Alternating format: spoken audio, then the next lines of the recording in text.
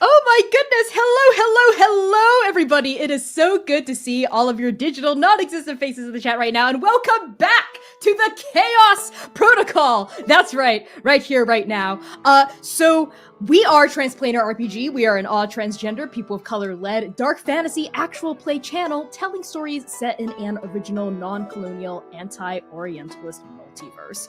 This means that we stand against genocide and ethnic cleansing and support all oppressed peoples of this world struggling against injustice, imperialism, and colonization.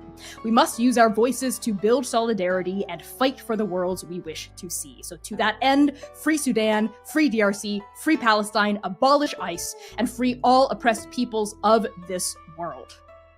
Thank you all so much for showing up to support our story tonight. If you are watching this right now, you are seeing the live recordings of Arc 3 episodes 27 and 28 on Twitch, or perhaps on YouTube. There are only 2 more streams left after this one, so buckle up! It's gonna get wild. But before we hop right into the story, allow me to reintroduce my fantabulous cast for the evening, starting with our very special guest, Hamna Shahid. Hello everyone, my name is Hamna, I use any and all pronouns, and today I will be playing Rhododendron Takrar, who uses they, Ray pronouns. And Ro is going to kill Tavash? Maybe? We'll find out. Val? I did not die for that. Hi everyone, my name is Valiant Dorian. I use he, him, his pronouns. You can find me all across the internet at Valiant Dorian, or at Also Spirit Bear. Please enjoy that lovely treasure I just set you on. And tonight I have the distinct pleasure of playing Sayir, Walk It Off, who uses he, they pronouns. I'm going to pass it over to Pop-Pop. Hi everyone, I'm Kai. I use he, they, and she pronouns, and I am back playing the guy who baseball whacked the Oracle, Mr. Zanin-ish, who uses he, him pronouns. And I'm going to bounce it on over to our person who can always make more time. Hello, it is me, the person who can always make more time. Also, Val, Lumira did not defy fate for you to sum it up with, I can just walk it off. I play Lumira, who is our resident chronologist and healer, who uses she, her pronouns. What's going on, boss? It's a me, boss, the boss baby. So to start off announcements tonight, a massive thank you to our major sponsors for Arc 3. Explain Trade, Hero Forge, and Frivolous Bear Studios. Hero Forge, we've got 3 sessions left, and I'm gonna talk about it every session. They make these things called color statuettes now. They have for a few months. They are beautiful. They are gorgeous. This one's the size of my face. This is how big they are. I wonder how many color statuettes create a Connie. You can reverse engineer my height from that. But they're beautiful. Go to bit.ly/transforge, capital T, capital F. And that affiliate link helps us out. You don't even have to buy anything from it. Just click on it. It really helps us out. It demonstrates interest in Hero Forge's incredible array of products, including these color statuettes. They're gorgeous. A lovely centerpiece for any in-person TTRPG night, or even not in-person TTRPG night. Just bust this out and intimidate your players and or your GM with this. Also, in terms of folks we should support, our good friend and podcast editor, Marissa Ewing of Hemlock Creek Productions. If you haven't heard by now, they're crowdfunding for their very queer 2nd season of their award-winning supernatural horror audio drama, Liars and Leeches. This show follows a woman navigating grief and terror in a home where memories and more lurk. For season 2, they're expanding their incredible, talented cast and crew to include Brandon Boone, the composer for the hit horror game Slay the Princess, and Ross McFarlane, one of the writers for the audio drama Folklore. So support their crowdfunder at bit.ly/liarss2. That's a capital L, capital S on the second S. And listen to season 1 of Liars and Leeches wherever you pod your casts. Speaking of supporters, Hamna? We would also like to thank our Patreon precepts. Thank you so much for supporting our show and allowing us to make it happen. So thank you to Azra, Brooke, Cassidy, Clay, Elvira, Gridrunner404, Mainman13, Mark J, Nikolai, Phil, Robert Burke, Rose, Sergeant Danes, Spencer, Squareheart, Taylor, The Bow System, and Zoe. You can join their illustrious ranks by using !Patreon in the chat. Consider pledging at the free tier or the $3 tier to start, or you can even gift a subscription to a loved one. What's a better present than unlocking behind-the-scenes transplanar content and monthly discounts on the merch store, which, I don't know, man. These are pretty good. Speaking of the merch, Val. Listen, folks. It is almost April 22nd, which means it is almost my birthday. So this month, you can find gorgeous apparel, home goods, and accessories designed by my husband. Everyone in chat, as usual, our husband. Thank you very much. Use exclamation point merch in chat or go to transparentrpg.shop. We've got a bunch of brand new stuff in the works, so go grab yourself some spring fits and we can make our pattern button-ups and matching skirts a reality. Also, we just might be debuting brand new God Killer Last Hope merch soon, so please keep your eyes peeled. Don't you want these really, really cool jerseys? Would you want to update your wardrobe? You should, especially for me, for my birthday. And with that, I'm going to pass it on over to Kai. If you've enjoyed the Chaos Protocol, please consider donating and leaving us a tip. All tips go directly to the performers and will also support our incredible mod team. Your donations help make our work possible. Use exclamation point donate in chat and toss a coin to the Twilight Guard. It really helps us continue to do the work we do and makes future fundraising possible. All right, Sam, show us how it's done. Everyone's favorite part. Last time on the Chaos Protocol. Rhododendron and Tavash fight to the death beneath the archway.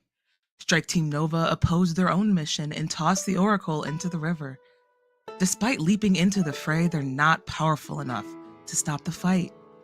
When Sayir gets staked through the heart by a piece of stray rebar, Lumira is pushed to reclaim her power. She drinks from Sayir as he reaches into her chest and destroys the binding on her magic. Lumira heals Sayir's fatal wound and flings the spider and the shrike through the past, present, and future, revealing the truth of their family's feud and the dire consequences of this vicious cycle. And that's what you missed last time. Use exclamation point recap to read our full written recap document. And now to Connie for some self-care tips. Yes, thank you for that, Sam. So, the Chaos Protocol is a dark fantasy series that may contain content that is triggering for some viewers. So, content warnings for this session may include fantasy violence, blood, grief, trauma, vampirism, romance, references to sex, complex character dynamics, conflict between family members, food and drink, substance use, and mentions of spiders. If you're in the Twitch chat, use exclamation point CW at any time to get a look at our content warnings. If you are on YouTube, one of our incredible mods is going to be copy and pasting these content warnings into the chat every now and then, so keep your eyes peeled there. Now for the title of tonight's episode. It is Curtains Last Rise to Watch Souls Bloom. From Praying Beside the Teeth That Killed Me by Connie Chong. Let's begin.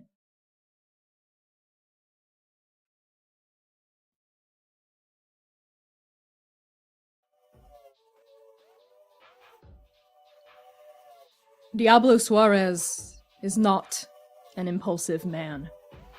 As the party around him boils down from raucous bloodthirst to simmering tension, he knows he should trust House Nova to help Rhododendron Trakar and Tavash Lanius address their latest, greatest dispute.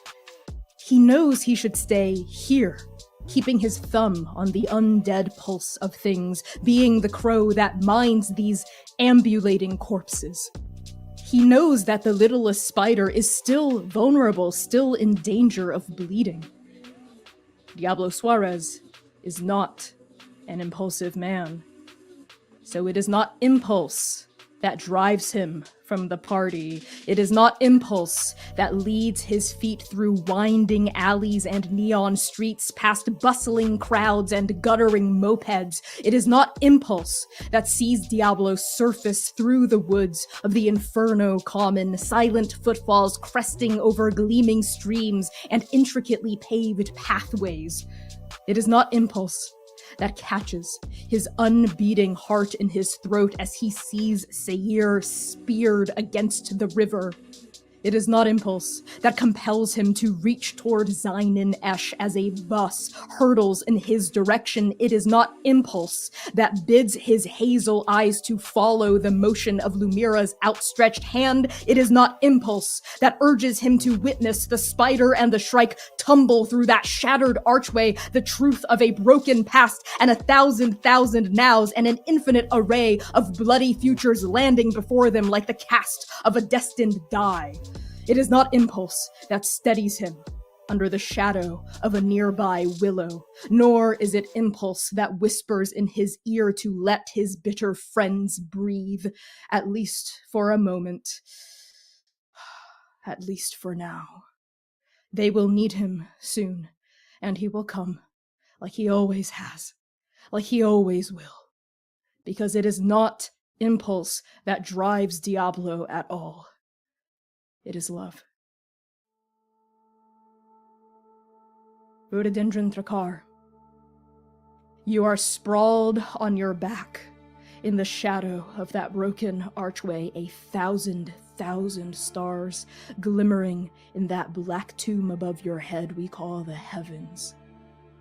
The names of everyone you will lose to a river of blood lingers on your lips, then quiets into silence. The only thing you can hear is the winter wind whispering, and Tivash. Tivash Lanius lies next to you, their crimson eyes fixed on the sky, their chest heaving. Tadakane lies next to Ta, the hilt of it loose in Tadi unclenched fingers. And he speaks. And these words are for you, and only you, an answer to the question that has burned inside of you since the night Aster died. An answer to the question you posed mere seconds ago, centuries ago? But this time, it's not steeped in blood, or doom, or hatred, or resignation. It is plain, and it is real. And Tivash says, "It was my mother.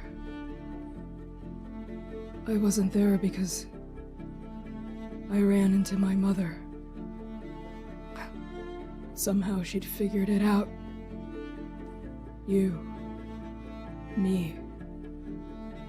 It was the angriest I'd ever seen her. And I refused to leave and let her get the last word. At first I was insolent. Then I tried reason. Then I got sullen and withdrawn, and before I knew it, hours had passed. Then finally it happened. She gave up. She gave up on me. I'll never forget what she said. You are no heir of my house. You are a disgrace. And then I left. And when I got to the archway, you weren't there." Tivash turns in the grass to face you. Their glasses slide down the bridge of their nose, revealing stark crimson eyes that bore right into your soul. "I didn't understand what our promise meant to you, Ro. I didn't know what would happen. I was just too late." Ro was listening to Tivash give Tada answer and was looking up at the sky the whole time, not daring to move an inch, not daring to make a sound for fear that the string of words that are pouring from Tavash's mouth would stop if Ray did. And it's not until Tavash finishes speaking that Ro turns their head to look at Tavash their yellow eyes searching for Tavash's crimson ones and looking for the truth inside of them, because Ro always knows when someone is lying to them. Except Tavash.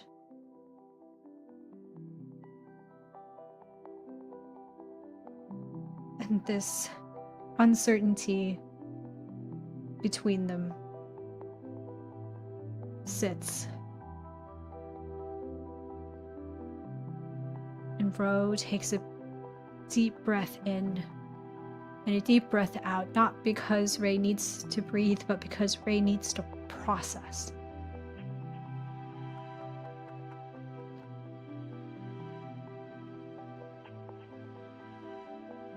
You came? I did. You weren't there. I waited for a really long time. But I wasn't alone when I waited. My family was there with me. They found me. I'm not sure how exactly, but for some reason, Willow Mother knew where I'd be when I'd be there. And Aster was there too, and we waited.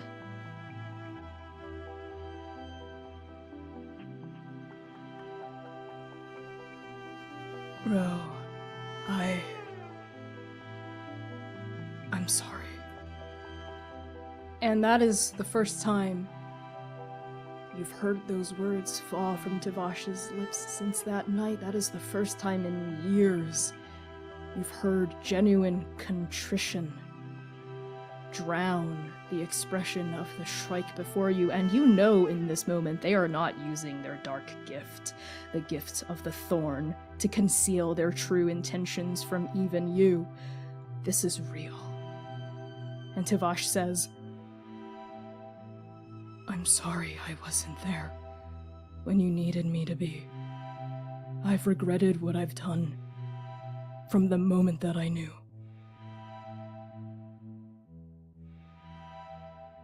At those words, something twinges in Ro's body, and Ray's fingers twitch, almost like Ray is going to reach out for Tavash's own fingers, but they steady themselves just in time.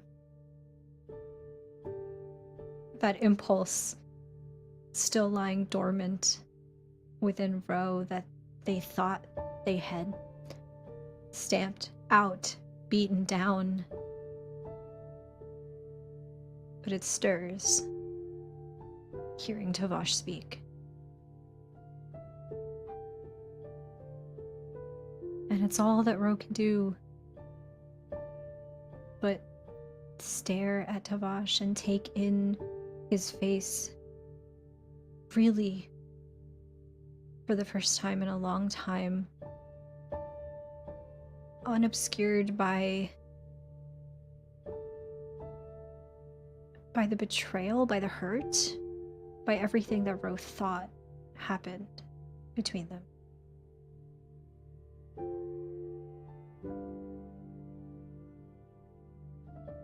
Ro,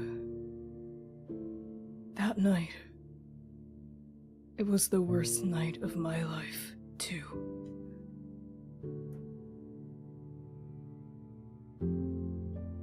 I lost everything. I lost my house.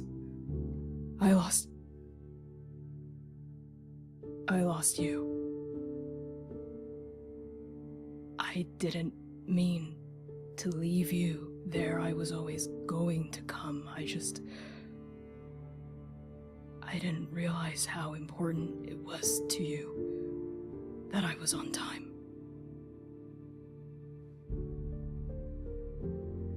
I didn't know. I didn't know that you had lost your house that night too. Yes, I lost a lot of things that night. Why? Why, Ro? Why what? Why was it so easy to see the worst in me? Why didn't you fight for what we had? What we could have been? Ro And flinches. these words cut out of Tavash's throat like a knife. And you know that for as long as you've wondered your own question, they've wondered theirs. Ro flinches at the question. It had never crossed their mind that that is how Tavash saw what happened between them, saw and interpreted Ro's own reactions, own actions, own words.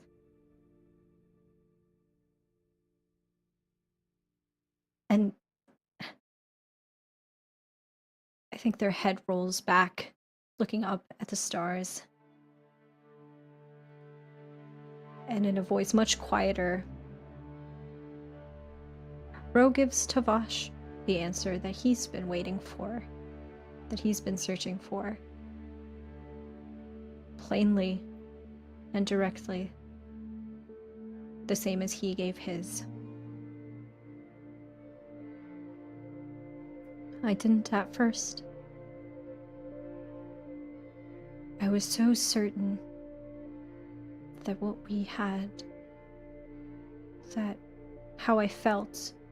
And Ro turns back to look at Tavash, the word still not quite meeting their tongue, but their eyes communicating for them.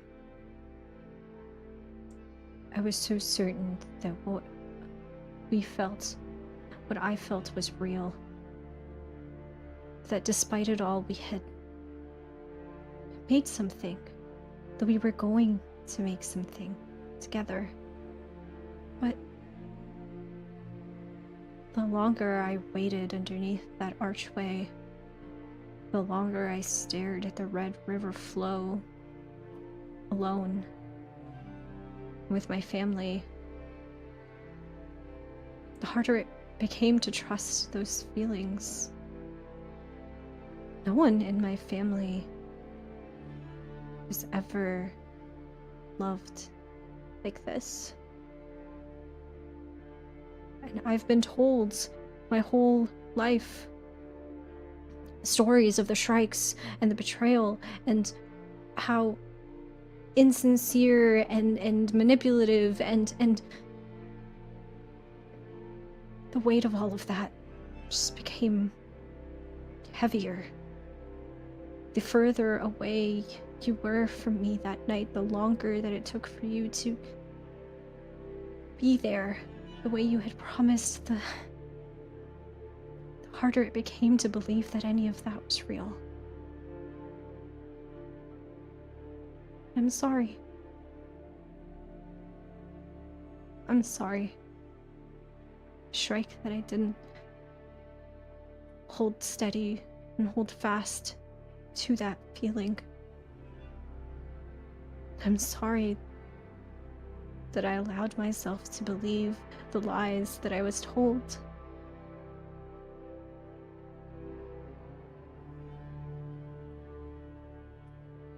Tavash is silent. Their expression unreadable in its stillness. You can see their eyes over the tint of their glasses, their slightly parted lips. They look surprised, unsurprised, relieved, sad, angry. So many emotions coalesce. It becomes impossible to read, impossible to parse. And the silence stretches between the two of you. Twin apologies said, hanging over the two of you. Is it absolution? Or is it... And then you hear footsteps. Announcing a presence that wants to be known. Footsteps over the shattered grass. Footsteps over the fleeting shadows of midnight. And then lying down in this grass, pointing his head toward the two of you, is Diablo. Diablo looks up at the night sky, and these infinite stars are reflected in his hazel eyes. And then you realize what's happening with them. They're crying. They've been crying this whole time, tears of blood weeping from the corners of their eyes and dribbling into the grass, forming a small crimson halo. And these are not only tears of sorrow. They are also tears of relief. Relief that you are alive, Ro. Relief that you are alive, Tavash. And when he speaks, despite the tears, his voice is steady. This has to end. You two both know it. Ro feels that twinge of feeling. Again, seeing Diablo crying next to them. And this time, Ray doesn't school it down. Diablo always had a way with them.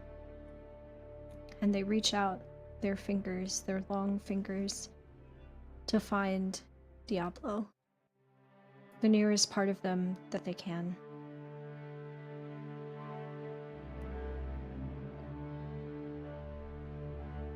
Diablo's fingers stretch out toward you as well. His hands are cold, dry, smooth. Palms intertwine with yours. And you sense movement on the other side of you as well, and you know that Tavash has done the same with Diablo's other hand. And Ro can't help but think to that vision, the history, the dream that Lumira showed us all.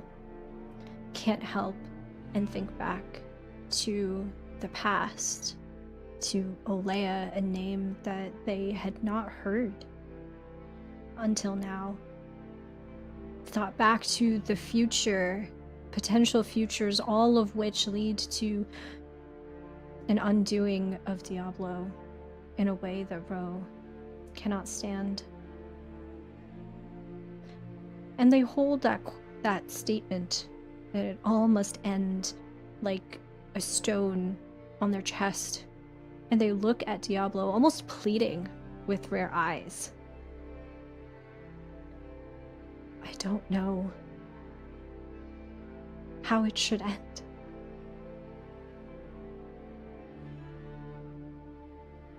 Well then, sounds like maybe you have a couple hard conversations you need to work out first before you can get there. And Ro's mind goes back to Yara, to Willow.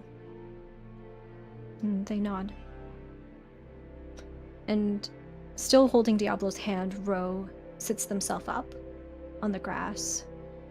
Their hair is a little bit messy. There is grass and other debris still entangled in the braid, thanks to Tavash. And Ray squeezes Diablo's hand but looks at Tavash. It says, Tavash Lanius, my fearsome Shrike, I formally challenge you to a duel at the bloodbath tomorrow night to the end.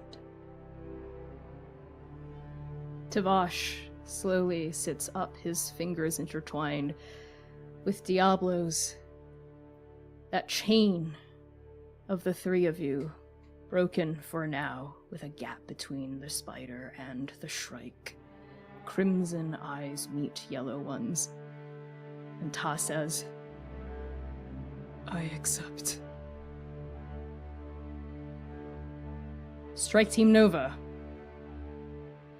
Across this shattered archway, as you see the spider, the shrike, and the Prince of Ink have this intimate conversation, how does relief crumple through your coterie?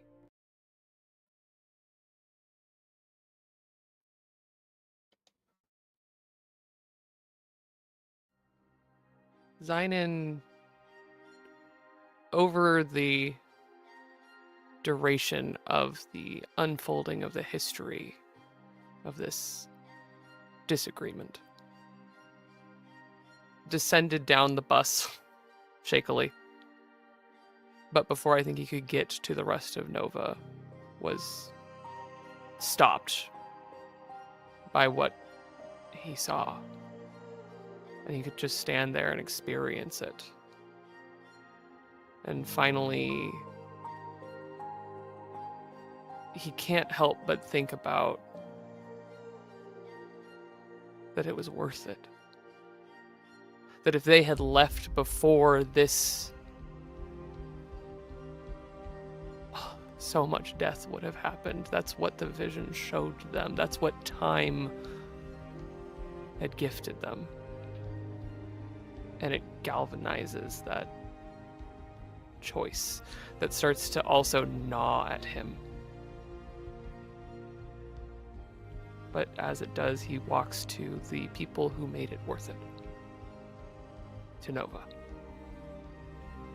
And gently reaches to check that Sayre is alive. He's alive, but every breath hurts a little. Relief that paints on his face is a long, painful exhale that hitches in his chest. Easy. Thanks, soul man. Don't laugh yet. He gets up slowly. I think he uses your arm or upper shoulder to pull himself up. Mm-hmm. Sorry. Nope. Sayre! And Yinghe crumples against your chest, Sayre. They are sobbing, they are heaving, weeping, and their tears are everywhere, twining into their hair, going down the front of their hanfu, but they don't care. They are sobbing, they're crumpled against you, and it is relief that rushes through them. They are so relieved that you are still alive. And in between gasps of air and this little kind of tittering, shaking, weeping, they turn to face you, Lumira, and they say, Thank you, Lumira, thank you. Lumira hears that, but she doesn't respond. She looks so far away from here right now. She's kind of still in her spot to the side of where Sayre is at, where she revived him from, but she's kneeling in the water at this point. It's probably up to her chest now from where she's sitting. And she just stares off in the direction of where that rebar went, where those strings went. And she's trembling, looking down into the water. She sees her hand, her gold hand glimmering in the moonlight. And she just starts frantically washing herself, clearing her face of Sayre's blood, the rest of the skin that was dead on her arm that's sloughing off. She's rubbing it and scrubbing herself. What does this mean? Now. Thayer matches your gaze. He holds Yinghe with a small smile and presses a small kiss on their forehead as Ta weeps in his arms. And as soon as he sees your faraway gaze, he feels it in his chest again. Something pulling and threatening him. This nervousness, this dread. He feels it from you and he feels it in himself. And he just looks at you, acknowledging that emotion and that feeling. I don't know.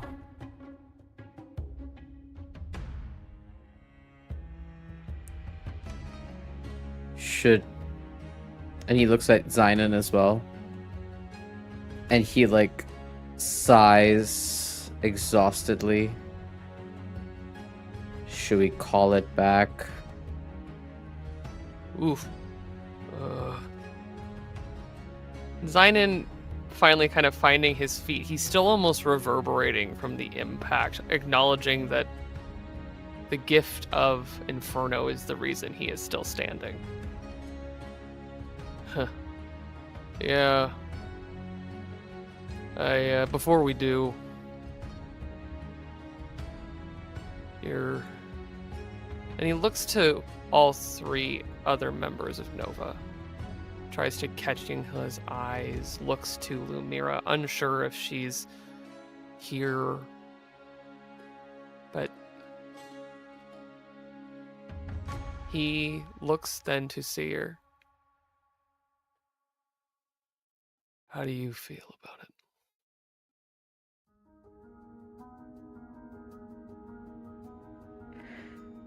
The Omen speaker is speechless. The doom has happened. The Omen made manifest. But he knows at the end of the domino another must fall. Something else must happen here. He just doesn't know what. And he looks to you, Zynon, and he goes, nothing like this has ever happened before. I don't know what protocol to execute when you launched an oracle into a body of water. We've broken the rules before. We Not like have this. had some. Not like this. Not like this. Not like this. Yeah. And Zynon walks over to the edge of the river. And sets down what's left of the shield that just kind of falls off the rest of the way, and he reaches a hand out to Lumira.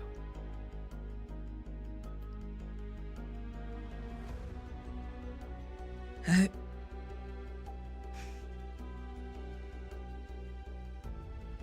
think I messed up. But No. it can't be. No. Say walks to you. What we did was right. Say I walks think to the you. City. Yes. Yinghe's hand in his and kneels by you. I think this city, it sinks beneath the yoke of history. It weeps, it bleeds. And each new day a gash is added to her wounds. You did the right thing.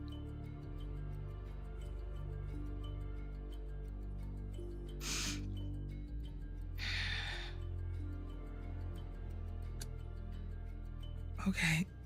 And Lumira kind of stands up from where she was at, rubbing her hands on her thighs as if she's trying to dry her hands off, but everything below her waist is sopping wet, so it doesn't matter. It's just an act of self-soothing at this point.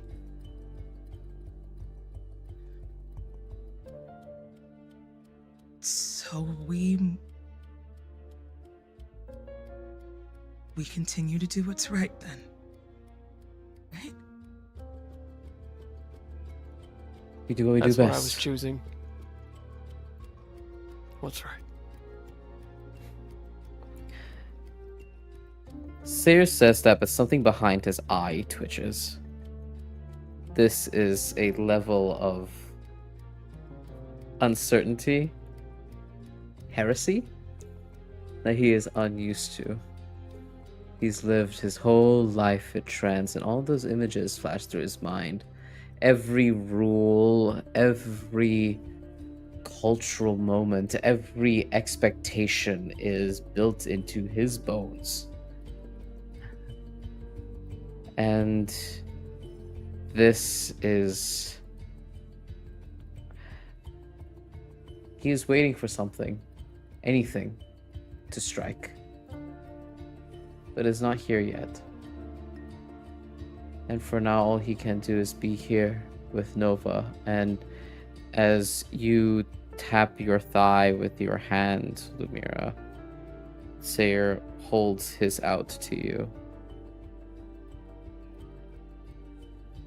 She frantically grips at it.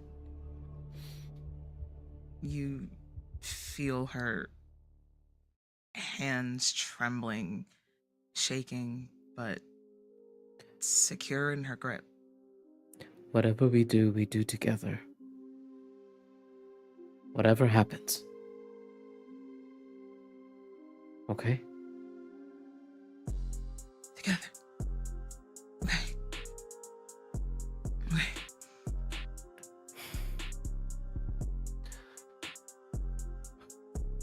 Zynon sees that fear, that knife hanging over not just Sayre.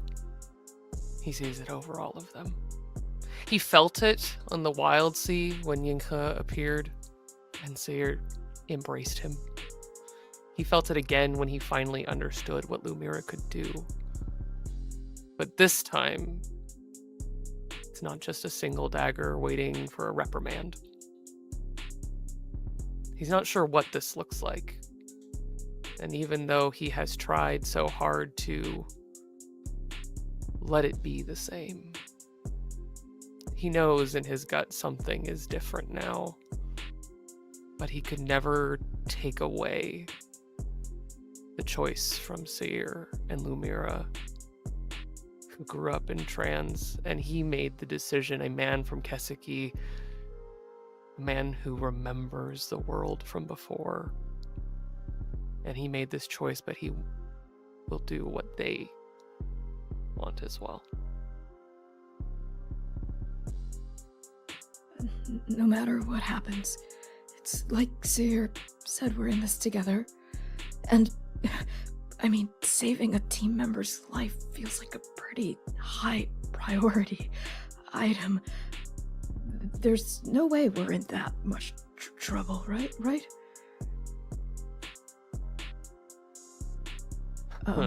Maybe one of you could try to call the Oracle and we'll sort this out. Yeah. Not I it. got it. And Zynon flicks his wrist, ready to be yelled at, to maybe even somehow have like river shaken off onto him, to have to apologize 1,000 times and find every ball bearing on the entire plane of Inferno to apologize. You flick your wrist and nothing happens. Fuck. He does it again.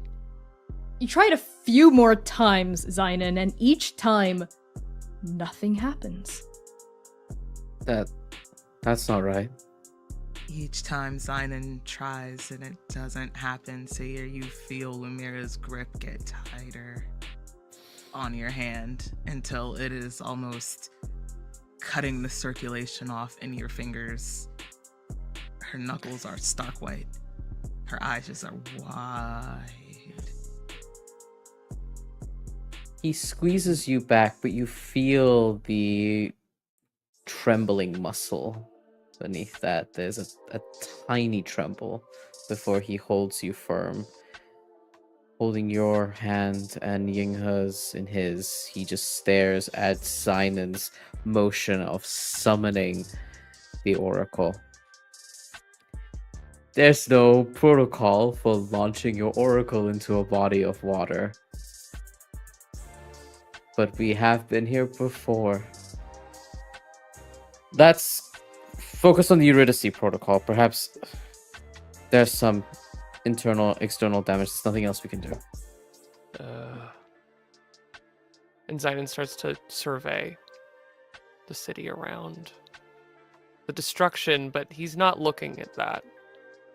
He's looking for movement. He is wondering now if there's no oracle, maybe it did report back. Maybe, hopefully it would just be Artemis. Someone coming to look in. But in his gut, he also worries that he'd see Masani. Any of the other hands. He starts to look and see if someone is there. As if following your train of thought, Yinghe goes, what about Artemis? You can call her on your phones, right? I mean, I know the Oracle worked as an internet work, but we could at least give it a try.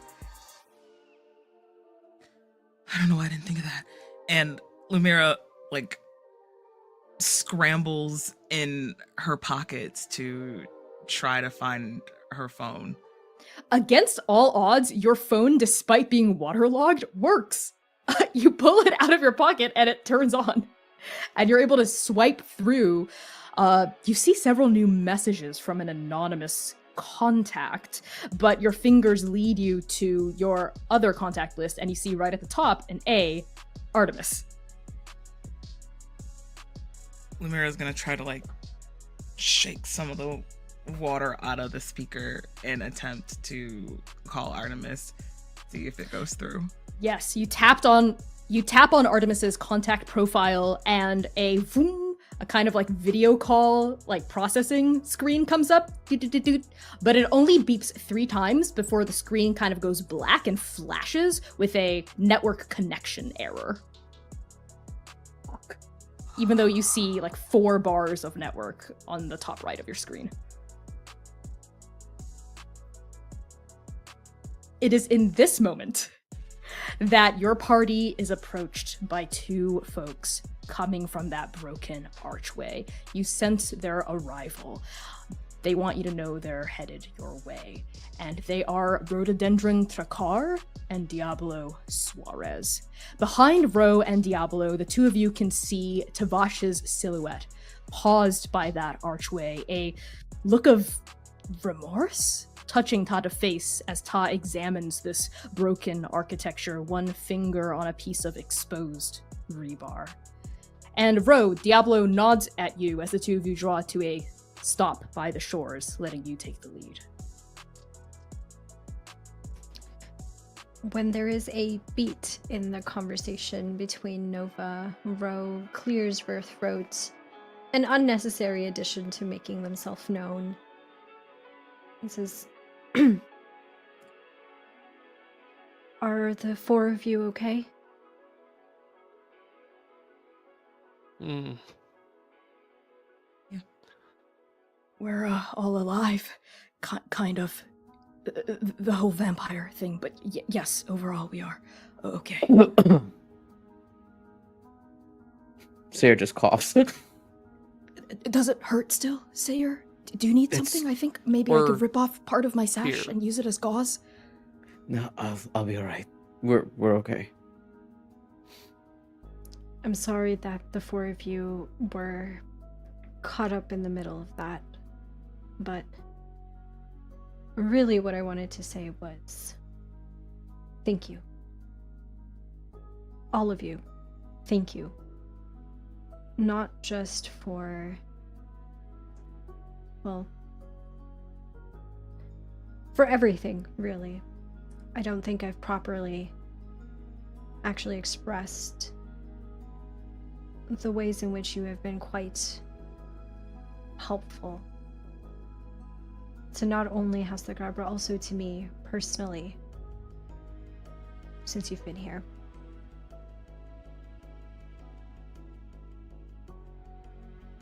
Everyone deserves to know the truth. You don't have to thank us.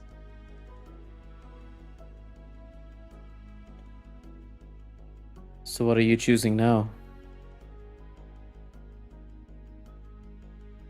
And Bro's eyes flit over to Tavash's silhouette underneath that archway, contemplating the choice before them. And they come back to Nova.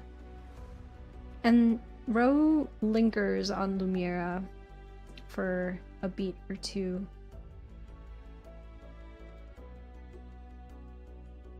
I think I need to consider what it would cost to make specific choices. I think I need time. Now you have it. Well, thanks to you. And Ro gestures towards Lumira.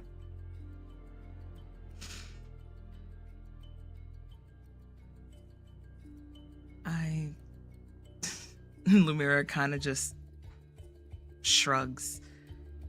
She's kind of at a loss for words. She's still getting used to people thanking her, more specifically in relation to this. So she kind of bashfully smiles. Anything I can do to help? Well, like I said, you've been wonderful help to me throughout this whole time. Your support has meant perhaps more than I realized that it did. And if I may be so bold as to ask for yet another favor from you all. And Ro looks back over at Tavash. I need to talk to some people, put some things in order before I can make a choice. And, well, I have had so much support throughout this process, but I fear that the Shrike has not. If you were amenable to it, would you accompany the Shrike?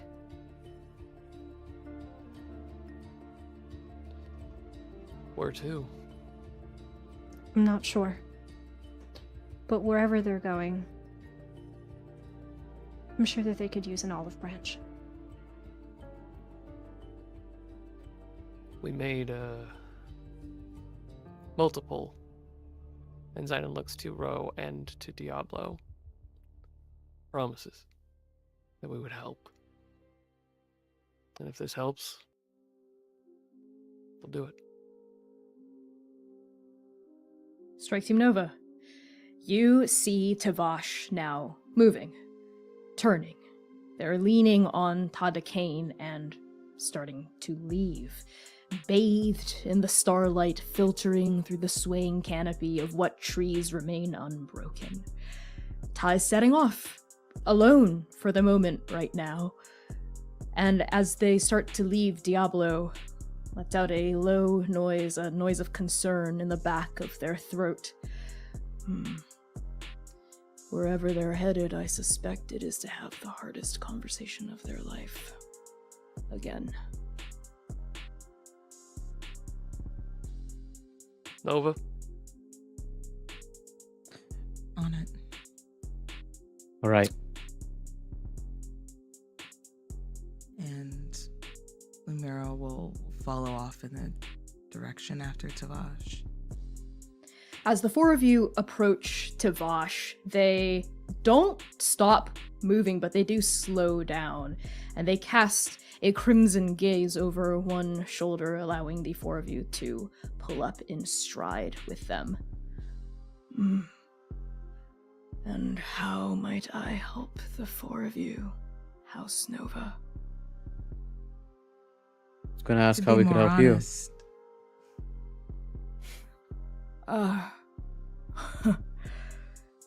You know, I did suspect at first when I met you ulterior motives.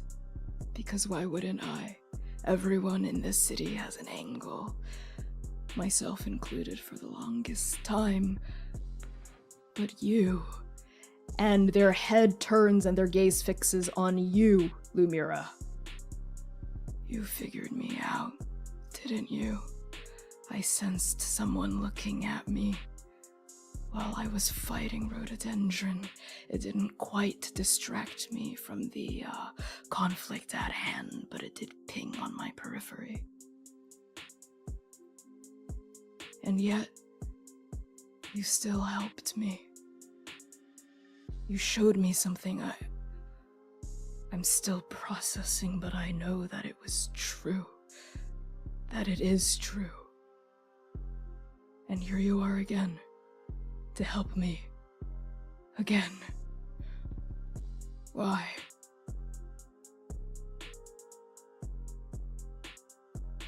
let's just say I have a soft spot for those whose truths remain hidden, but still desperately want to break out. She shrugs. It's funny. In the brief time I've known the four of you, you've shown me things about myself and my house that no one else has cared to. Well, you are more than welcome to come along. I will not be so trite as to imply I need moral support in whatever it is I am about to do, but if you'd like to be there to watch, you may. I could not ask for a better audience, better witnesses. Consider us just a second set of eyes. Corroboration. There's something comforting about knowing that there's someone watching you. Makes you feel less alone. Alright then, we have a long walk ahead of us. And Tavash Lanius sets off. And the four of you follow. Tavash leads your strike team through the twisting streets and sprawling courts of Inferno. They lead you across footbridges that span bustling expressways. They lead you through subway tunnels, shopping plazas, alleyways.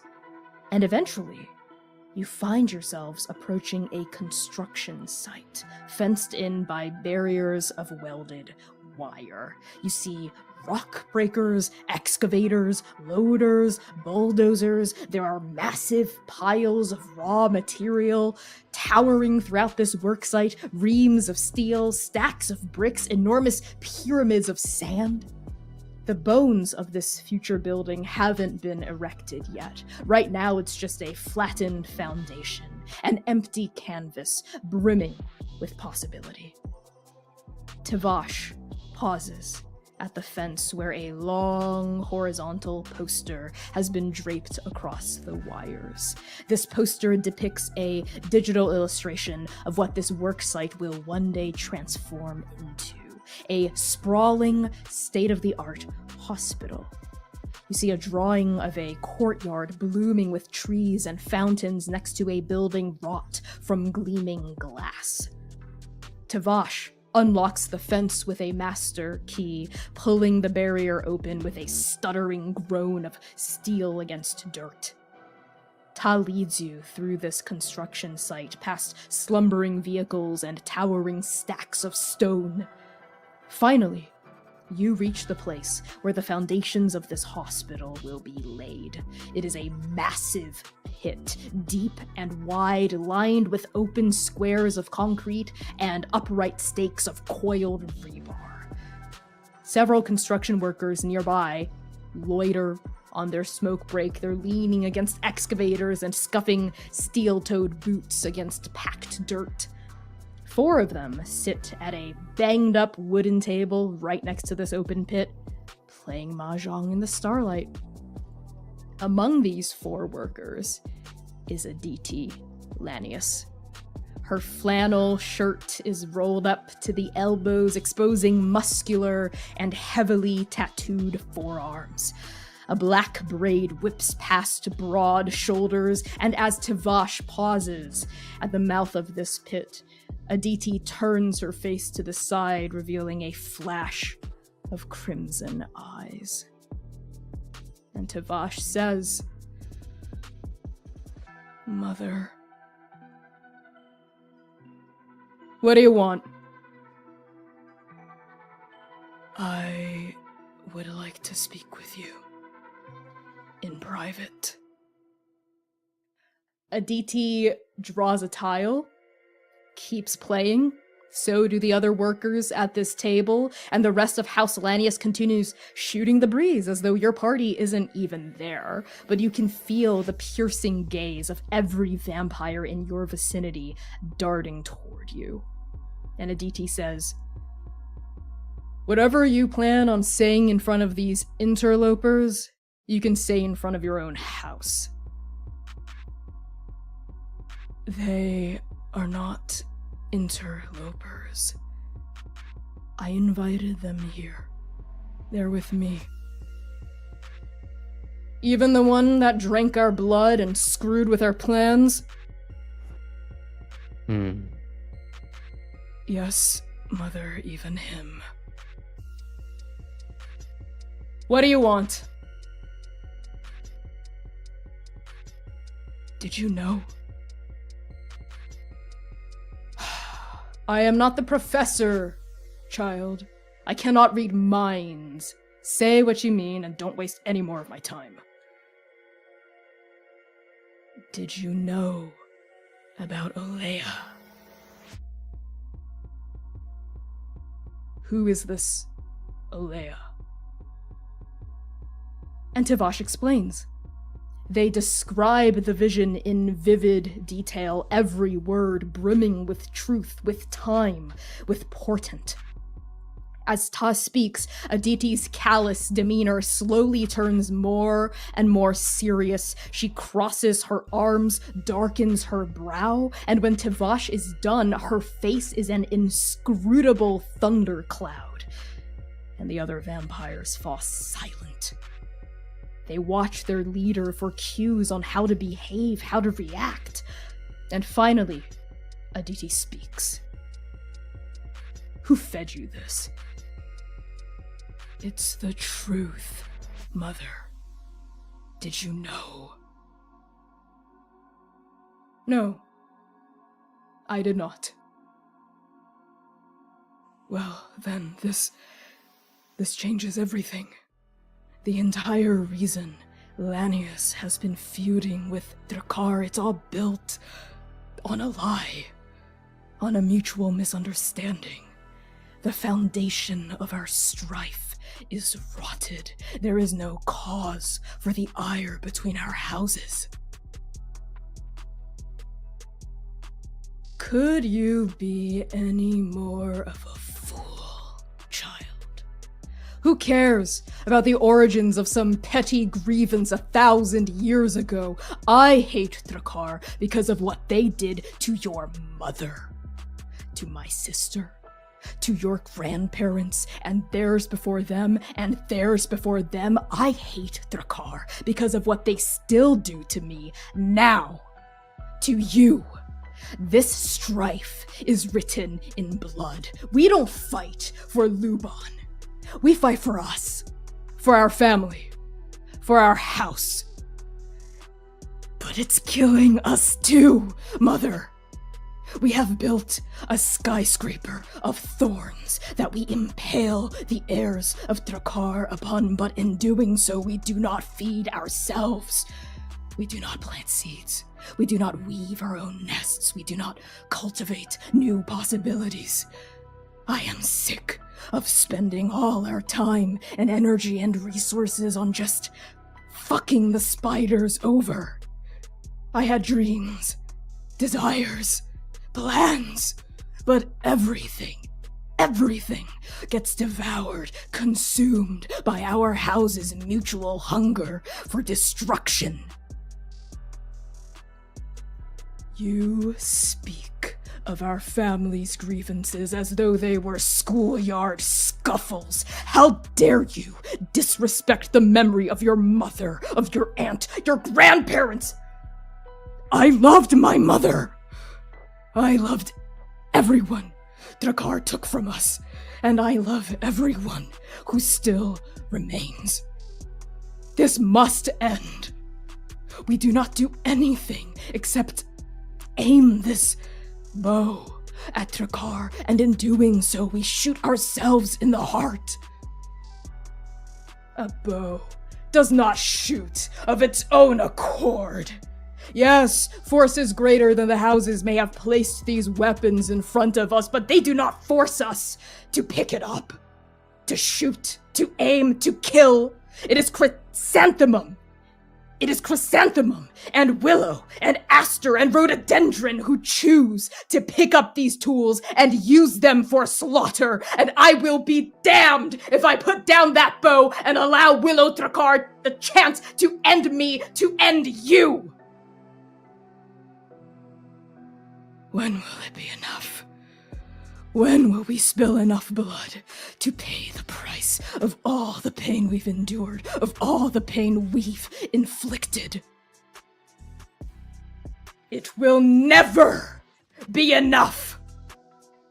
Willow Drakkar took your mother from us, and for that I took her sister and her eye. Drakkar will come for us again, and we will come for them, over and over and over. Mother, listen, please. The destinies of our dueling houses are intertwined. Tingsing told Chrysanthemum the very same thing, and the serpent was cast out for it. But I didn't understand what that really meant when I bound my death to Rose. I sought mutually assured destruction, but maybe there's a different way, a different path, a different foundation for this skyscraper of thorns. Maybe we can build something for ourselves instead of something merely to spite them. You did what?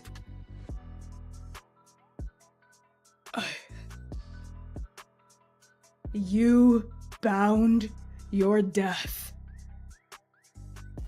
to rhododendron Drakkar? You have doomed us. Mother, please try to understand. You shall not attend the bloodbath.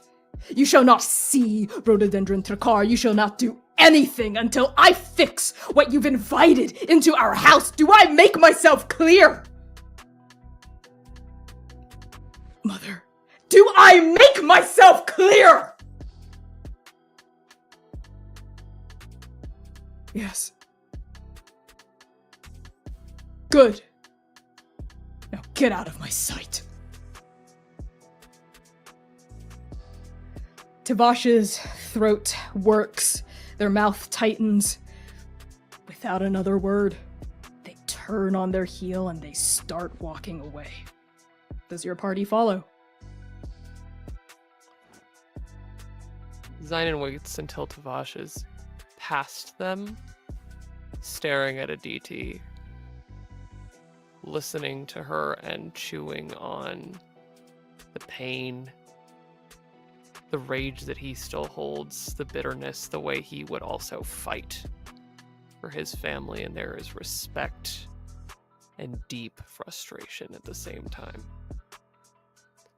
And he turns with his family that he would protect, with teeth and spears and guns,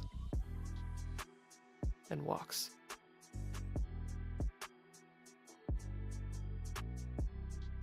Yeah, Lumira will also follow. I think as things were starting to get a bit more heated, she was like doing that thing where You slowly back up closer to the door. So by the time it was like, do I make myself clear? She was like, she already had her left foot out the door and was just standing to see what happened. So once she sees that Zynon has turned and walked out, she'll follow Zynon. Sarah has one last thought as he looks at Aditi when she speaks of Avasha's invitation of doom, and he feels it everywhere. The Shroud of Doom is not Tavasha's actions, it's the actions of every single person in Inferno who chooses violence rather than a new path. He just looks at Aditi with this open, clear understanding. And as soon as he hears the retreating boots of Nova, he nods and follows. Yinghe does not say a word, shrunk back in tandem with Lumira as things turn to shout. And Strike Team Nova, you follow Tavash out of this construction yard. Olea, you saw the vision too, Nova. You saw all of it, the truth of it. And the words of Inferno's denizens, they now ring through your ears. Olea, he died by fate's will. A tragedy that was perhaps destined. But it was Luban and Dianthus themselves who chose to attack each other in the aftermath, and a person both of them loved. All three of you think briefly of Sing, a white mane, pink eyes. Could you have easily done the same after her death? Attacked each other? Turned inward? But no, you made different choices. And your mission objective here, there was no ask to kill, to destroy, only an ask to deliver. What happens after is in the hands of the spider and the shrike. As Tavash exits the fenced area, keeping the door open for the four of you and then sliding it shut when all of you are gone, they let out a that went about as well as I expected. So what now? You're not gonna just stand back, right? What do you take me for? No, I'm still going to the bloodbath. Thank you, House Nova, for accompanying me. I know that couldn't have been easy to watch. The sun is almost here. You should probably head back home. I have a nest to attend to.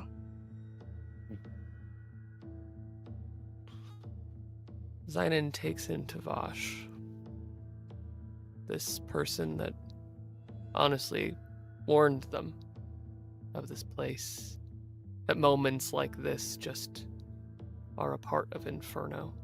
Not the revelation, but a DT acting on behalf of Lanius.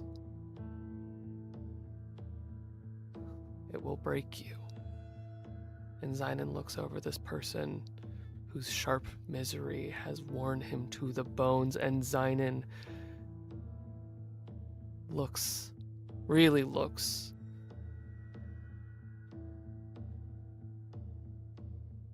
You really bound yourself to Rose's fate.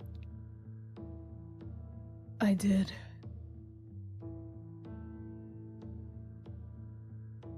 I made the decision to doom us both. But now, I must think on what it means. What I want it to mean. I think it's pretty obvious right now. That is, at the time you made a hasty, ill-informed decision. Not armed with the information that you do now. So now, with the information, let's make a better one. I couldn't have said it better myself. I have much to sleep on, much to think on. And I assume the four of you do as well. Yeah. One more thing. Acting on vengeance without the information makes you the bow.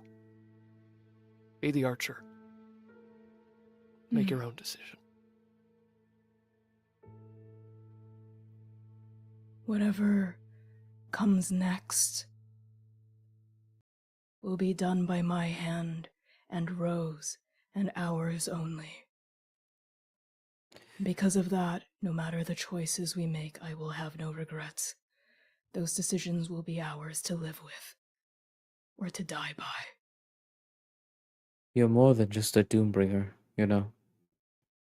If you could think of dooming yourself and Ro and those around you, perhaps there's something else you could do, rather than a someone.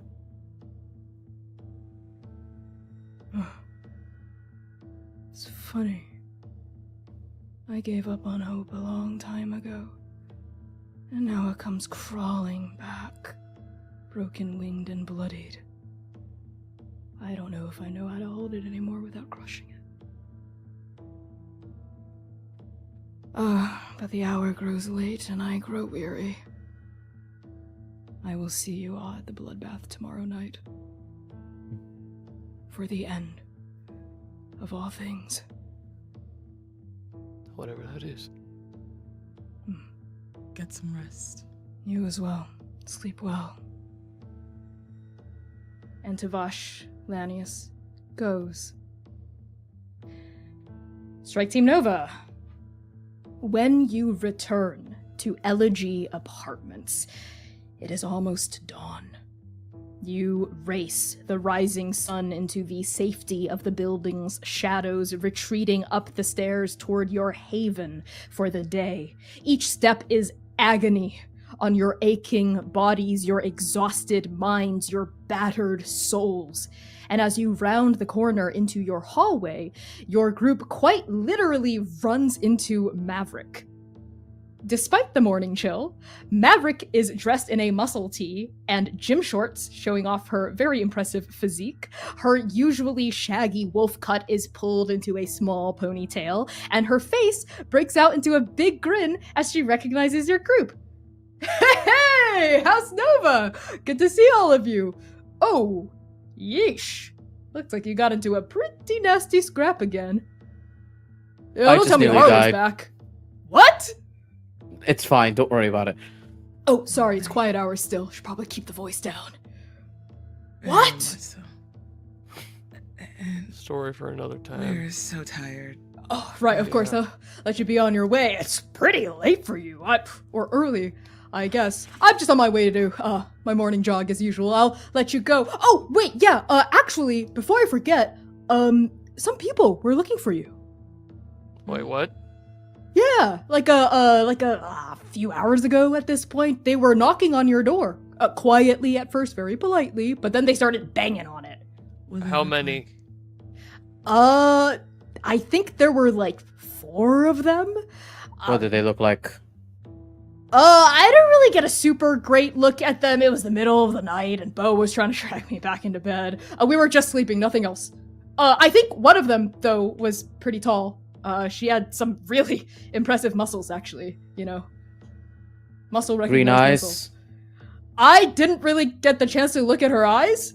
What did the back but of her head look like? there was hair, dark, I guess. Wow. Dark hair.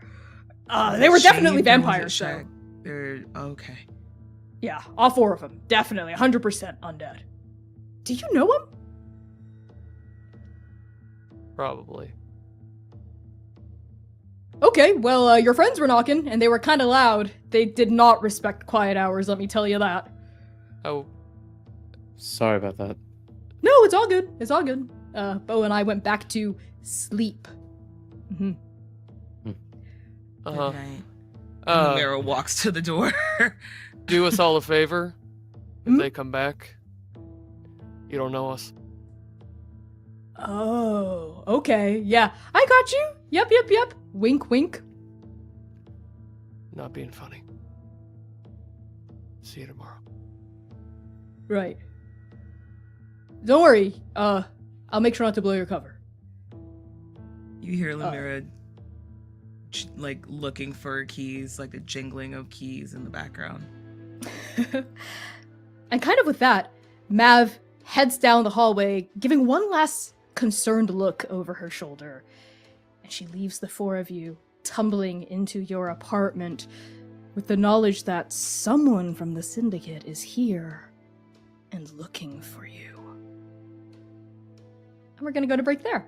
Thank you all so much for tuning in so far to this episode of the Chaos Protocol. We will be back in just about 10 minutes. In the meantime, enjoy the fan art reel. Spijo.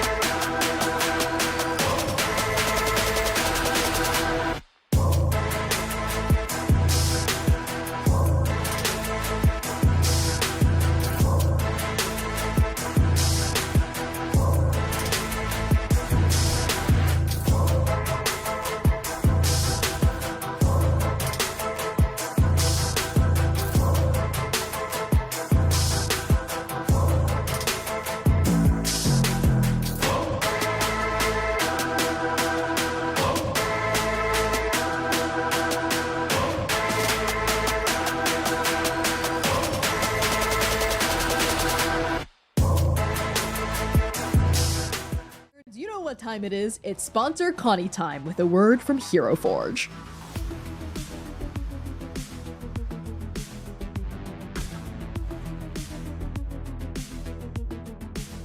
Hero Forge has officially leveled up with kit bashing. When you become a pro member, you can place up to 20 more items anywhere on one of your Blorbos with their own independent scaling, rotation, and movement.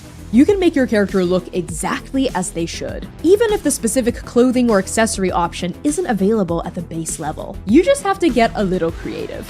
And because I love you, Transplaners, here's a special sneak peek at a kit-bashed version of Oblivion. Just look at those wings and that base. This would not be possible without the power of kit bashing. The combinations are literally endless, and you can print your kit bashed Blorbos as plastic minis, standees, digital STL files, or even Hero Forge's brand new color statuettes. Color statuettes are twice the size of a regular mini, and just look at this. I mean, look how massive this is, and especially in comparison to a regular mini, you can really get into all the nooks and crannies and details that wouldn't be as apparent on a regular sized mini. Just look at how Oblivion dwarfs Oka here. And also, if you're a GM, consider busting out one of these bad boys during a boss fight to really get your players shaking in their boots. Oblivion agrees. Unlock the true power of Hero Forge with a Hero Forge Pro subscription starting at $3.99 a month. Get in there and start creating at bit.ly/transforge. Now, let's get back to the show. Or more likely, just more of the waiting room. Trust in her will.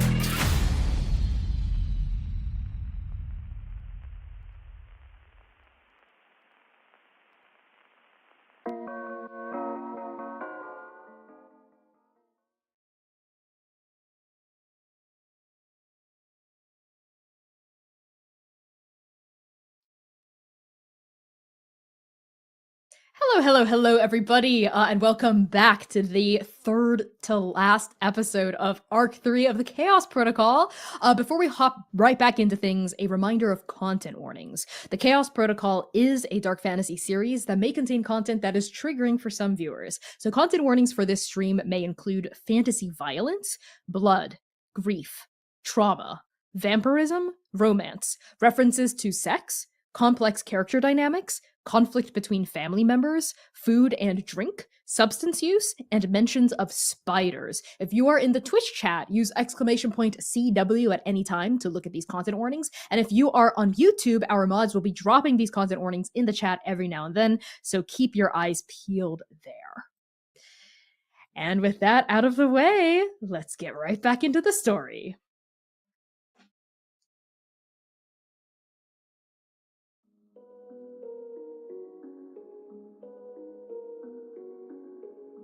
The warehouse that Yara Trakar calls home has never been in a more sorry state. The amps are silent, the instruments are still and bare. Even the mushrooms hooked up to MIDI controllers look wilted inside their plastic bags, old spores proliferating in the stale, broken air left behind by the absence of music. As for the littlest spider herself, Yara Trakar sits on the mattress on the floor, hugging her knees to her chest. They stare blankly into space, letting the darkness of their room consume them, body, mind, and soul. After their sibling left the party, the rest of the night was a blur. A drink poured and shared, the stares, the whispers, the guilt. The guilt. It eats at Yara from the inside out, new and biting, old and rotted. A frantic, distant part of her is screaming, shouting at her to get up, go there, see what's happening for herself. It's the same part of Yara that shrieks her deepest emotions into the mic, the part of her that conducts and conjures and creates. But it feels so far away. Like a dream at the end of a tunnel. Yara can't do anything right now but sit there. And sit. And sit. Hours pass. The darkness pressing at the tinted windows of her warehouse starts to lighten, develop color, shades of pink and red and deep bruised purple. And still, Yara sits and feels guilt and feels nothing at all. And then the door shudders open. The sound ricochets like a bullet through this warehouse, and then footsteps approach Yara. Familiar footsteps. Footsteps they've been praying and praying and praying for, and they spring up and leap into action. Yara scrambles to her feet, turns, runs, slams into you, Ro, in a desperate hug, and tears are streaming, and she's talking and she's stammering, "You're alive! You're alive! You're alive! Thank the ancestors! I'm so sorry, Ro. I'm so sorry. And she collapses against you into more tears, more weeping, more stuttered apologies. Ro was shocked and taken aback at first by the sudden contact and the hug. If Ro had breath to be knocked out of their chest, it would have come right out.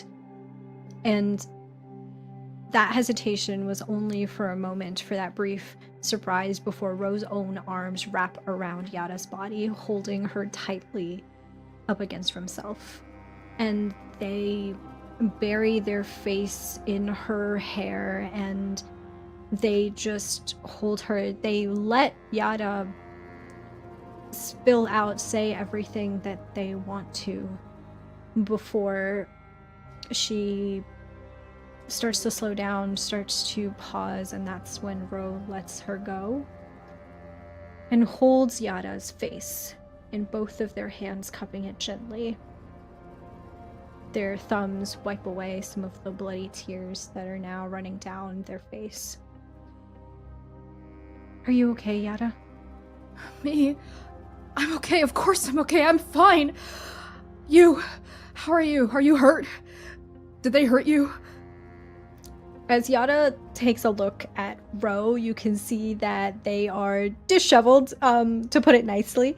At this point, Ro is not wearing shoes because Tavash had broken one of Rare heels, and so rather than limping their way through Inferno, they had just cast the shoes aside entirely. There are rips and tears in the clothes, and there is just so much dust and rubble covering different parts of Ro, but they're alive. And Ro nods, smiling very softly at Yara. I'm okay as well. Thank the ancestors. Wait, so does that mean... No. No. Tavash is also okay. Oh. Okay. Okay. Come. Okay. And she lets you Ro- lead her. Ro leads Yara to that mattress that was placed on the ground in one corner of the warehouse, and Ro sits down next to Yara and holds Yara closely to themselves, like they're afraid that if they let go, Yara will float off, find herself on a distant part of the web, a place that even Ray can't reach. And says, I am so sorry about the way that tonight happened. I never would have thought that... Well, I never would have thought that you would have gotten hurt like that. If I had known, I would not have suggested the album release party. I wouldn't have put you in harm's way like that. I don't... That's not...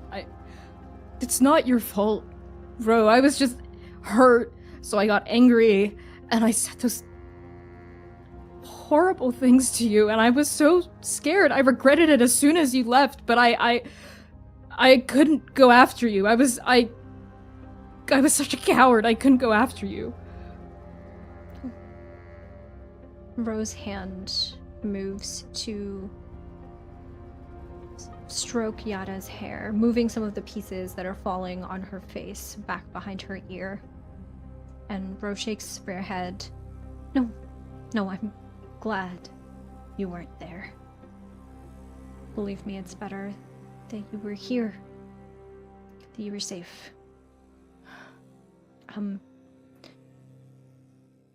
There's a lot that... I think there's a lot that we need to talk about. Yara nods against your chest. Deep breaths coming in, going out, not because she has to breathe, but because she has to process, just like you. And they murmur against you. Yeah, I think so too. Listen, Ro, there's something oh, God. This is all my fault. But no, it's not your fault that Tavash decided to write a, quite frankly, poorly written review. I'm not talking about that. I'm talking about Aster. That night, after you left, I mean, I always knew, Ro, I always knew what you were up to with Tavash, even if we didn't talk about it openly. I suspected, and you looked so happy. And then that night, when Mother couldn't find you, she came to me.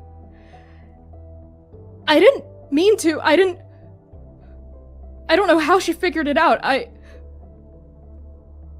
I wasn't good enough at hiding it from her. That's how she found you. And I'm so sorry, Ro. I'm so sorry. It's all my fault. Aster and you and what happened with Tavash, it's all my fault.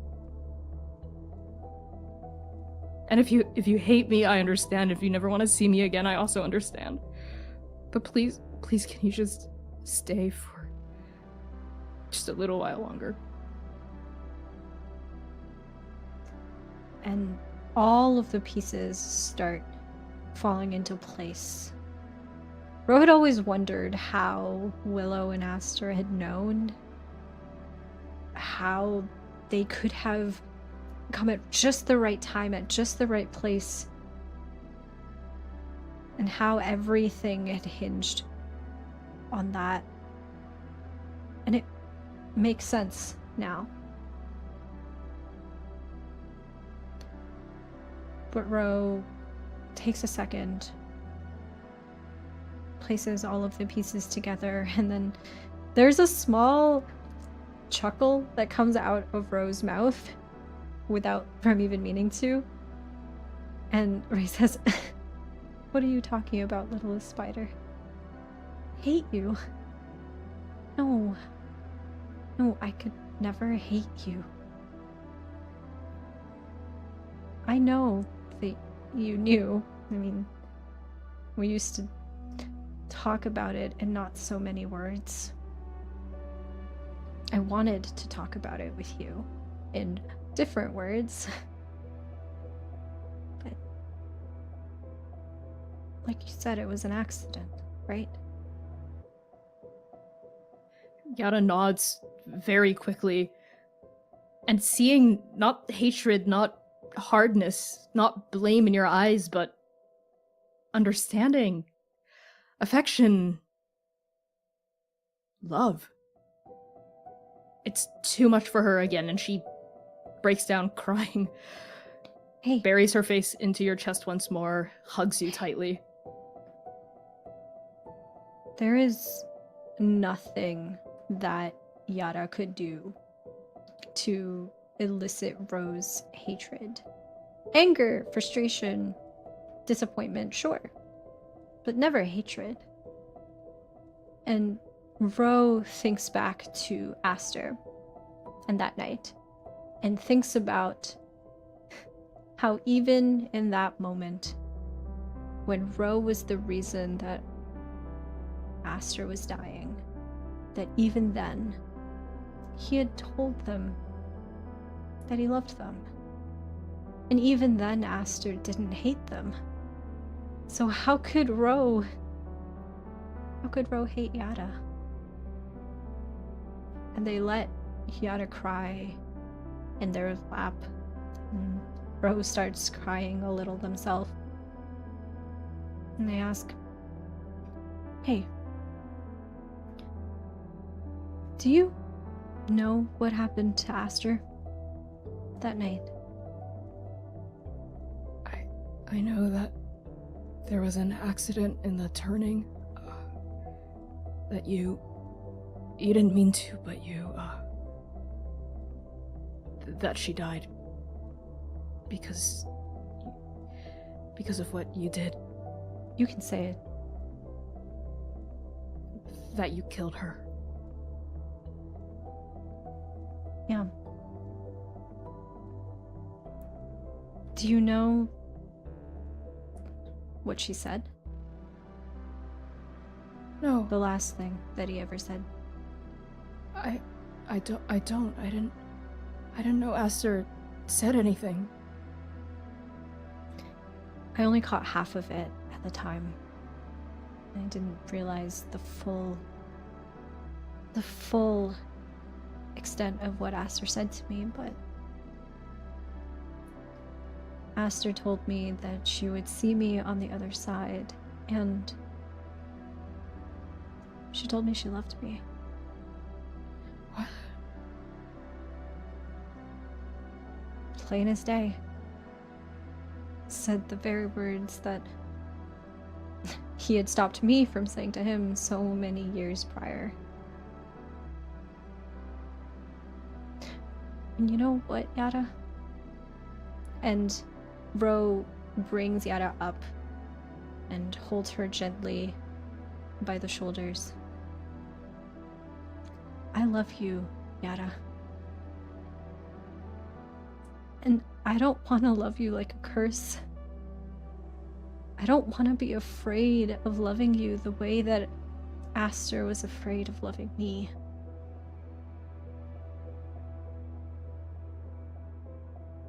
shock, fear, understanding, resonance filter through Yara's bright yellow eyes in the span of a heartbeat. And then, coming out of her almost involuntary and instinctual reaction, I love you too.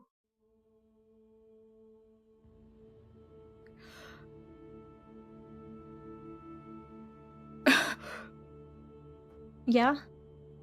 Yes. Yeah, of So you course I don't- do, Ro. So you don't hate me? No, I could never hate you. You're my big sibling.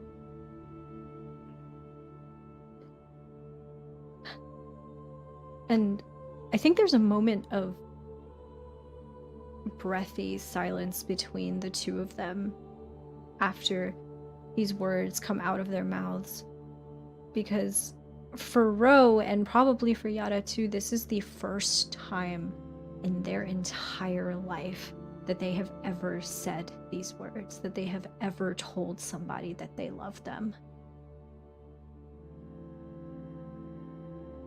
And they have been told ever since Ray can remember that telling someone you love them, that loving someone at all, was to bring doom upon yourself and your family and your house.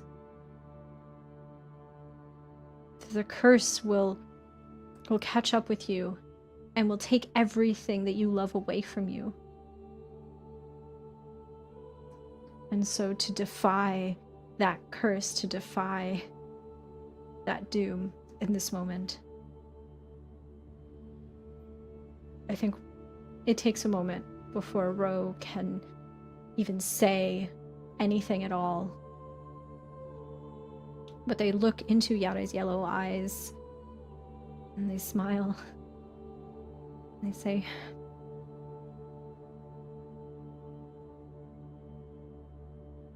I have been just unfair to you for so long, and I am very deeply sorry for that. I was trying to protect you, to keep you happy, but I realize now that none of that was going to ever do anything except keep you caged, spun around in your own web, and trapped. And so I'm saying, to hell with that. To hell with it. I love you and I'm going to love you. Curse or no curse.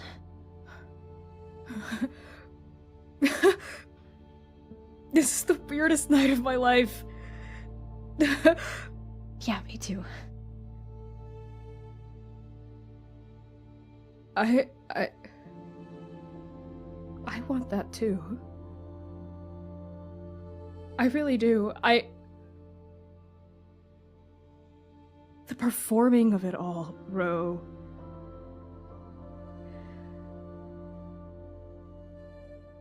In our house, I have always been okay with weaving these webs to protect our family, to protect the house, to guard our interests, to guard our future. I've always been okay with that. And what I said to you back at the party, I mean, I said a lot of shit to you, Ro, but the part of what I said that I actually do mean is that I'm really okay with what it means to be heir, what it means to be a part of Trakar's future. But I can't, Ro, I can't pretend around you anymore. I don't want to. I don't want to perform around you. I don't want to dance around that word that I'm still kind of scared to say, like, it's going to cut my feet open and cut your feet open too. I can't. I was never very good at it. You said as much. You know. I was just saying shit at that point. It's true, though. The mask never quite fit me right. Not the way that it fit Aster. And I mean, you've always been so earnest, Ro. I mean, even what you did with Tivash, Aster never would have dared to do anything like that, anything close to it.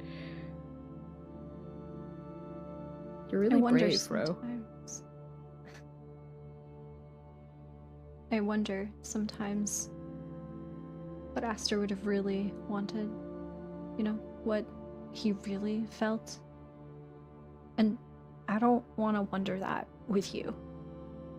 I know that you love your music. I can see it every time you perform, every time you are here writing and playing. I can see it, and I don't want you to push that away. I don't want you to push me away.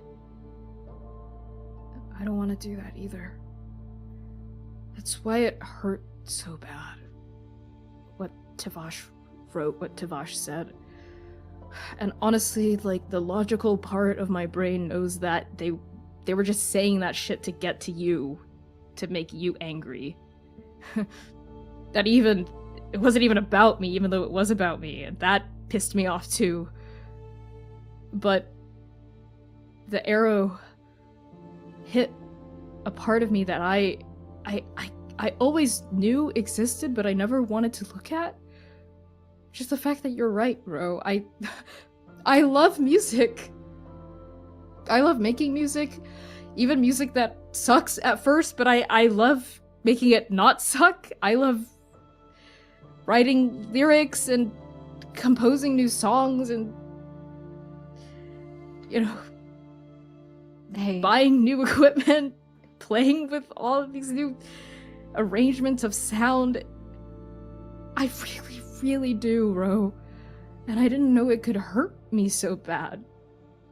And I don't want it to be able to hurt me so bad, but I don't know if the way forward is to just not do it anymore.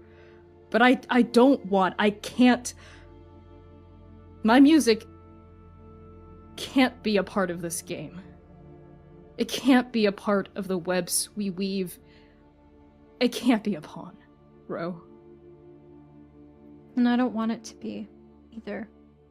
I want you to continue to make music. And Tivash... Ta is a very skilled architect and designer. But what he is not is a musician or a critic.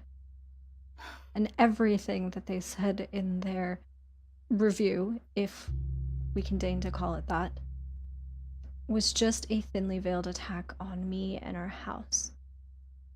Your music, it comes from you. It has heart. It means something. Even when it sucks, it still means something, and that's what makes it good. That's what gives it life. I think part of what made that review hurt so much too was... Look, I know Tivash isn't a musician, and they're definitely not a critic. I mean, honestly, you've written things that are way meaner. Not about me, though. But kind of the heart of what they were getting at was, like, that I didn't have an identity, that I wasn't trying to say anything, that the album was just kind of pretty technical sounds with no heart or no soul, and that really stung because I'm kind of scared that a part of them is right. Like, who do I want to be? Who am I? What do I want?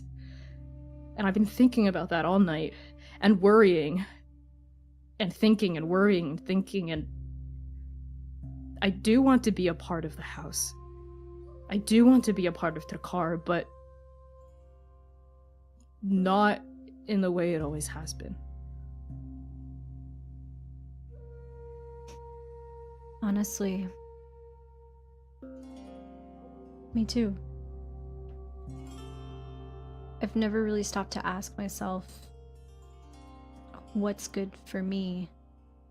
It's always what's good for the house. And I think for both of us to have even the chance to ask those questions, let alone to answer them. Yeah. And isn't it messed up that those two things are different? Shouldn't what's good for us be good for the house, and what's good for the house be good for us? I think we have to talk to Willow, to our mother. Yeah. I know I'm the littlest spider and all, but I do want to be able to have a bigger say in what the house does, what I do in the house, where the house goes. This sounds so silly to say out loud, but I have dreams. I have things I want to do that don't just involve fucking over Lanius. Yeah. And I'd like to see those dreams come true, and God, I want to put together an art exhibit of imperfect, shitty art that says something. Mom would hate that so much. Yeah. But, Yara, you know that there is a chance that Mom won't like what we have to say, right? Yeah, I do. Are you okay with that? Yeah. Truthfully, the thought scares me. Yeah, I'm terrified at the prospect of bringing up any of this with her. But I think we have to at least try. I think we owe it to her to try. I think with you I can. Together, we can. And, Yara, I don't want to sacrifice you, your dreams, your happiness, our ability to love on the chance that Mother doesn't agree. Regardless of how she feels, can't believe I'm gonna say this, I am heir to House Thakra, and that means that I get to decide how the house is, how we run, what we believe in from now on, and that's already been decided. So even if Mother doesn't agree, we don't go back. Not to the way that things were. Okay. Yeah. Wow, you actually look kind of cool when you said that. Shut up. Yeah, no matter what Mom says, she can agree, she can disagree, she can forbid us from doing whatever it is that we say we're gonna do, but we're gonna do it anyway. You and me. Together.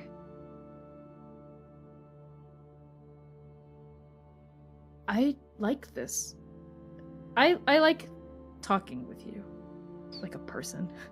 It's nice. Yeah. It's weird, I know, super but weird. it's nice. And I think there's like a discomfort that Ro feels as well at the plainness with which they're speaking. They're so used to speaking around a subject that talking about it, naming it, is still uncomfortable. Really for uncomfortable. Ro. Yara, the same expression is mirrored on Yara's face. It's like she's sitting on a bed of Legos. She keeps like shifting on the mattress a little.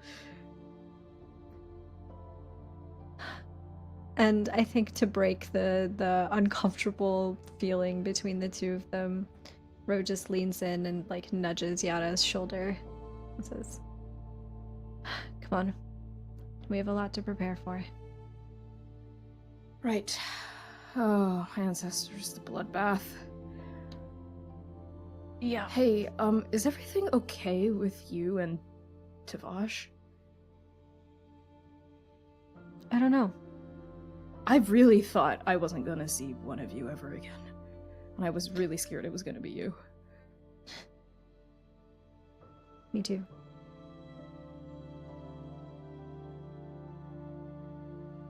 Okay. But it has to end. And it will. Tomorrow. Right. Okay. And Yara sniffs, kind of pulls her shoulders back, lets out one last kind of shuddering sigh, collects herself, but her eyes are still brimming with those blood-red tears. She looks at you with a small, wavering, but genuine smile. Promise we're in this together? I promise. Okay, me too. You should probably take a bath and, like, prepare your clothes and, you know, I mean, you look really terrible. You look like you got mauled by a werewolf. I might as well have.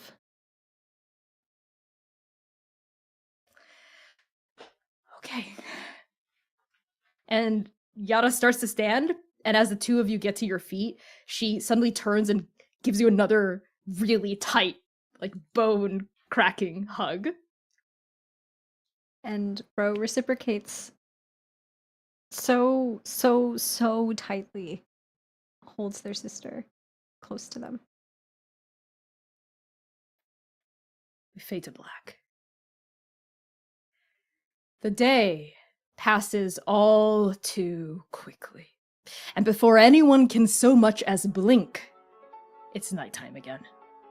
Dusk falls over Inferno like an assassin's cloak, and with it, the city gasps awake to its second life. Tonight is a special night. It is the grand reopening of the Recluse Gallery, the site of the next bloodbath. A snowflake falls from an overcast sky. It tumbles through the air past the gleaming walls of a towering skyscraper. A frigid wind blows this snowflake over the tops of countless buildings, temples, malls, schools, offices, until it lands on the floor-to-ceiling windows of the Inferno Contemporary Museum of Art. As the snow starts to fall in earnest, this building stands as a silent witness on the banks of the Red River. It is a monument to architecture and artistry intertwined. It is the site of Inferno's inevitable transformation, and it is breaking?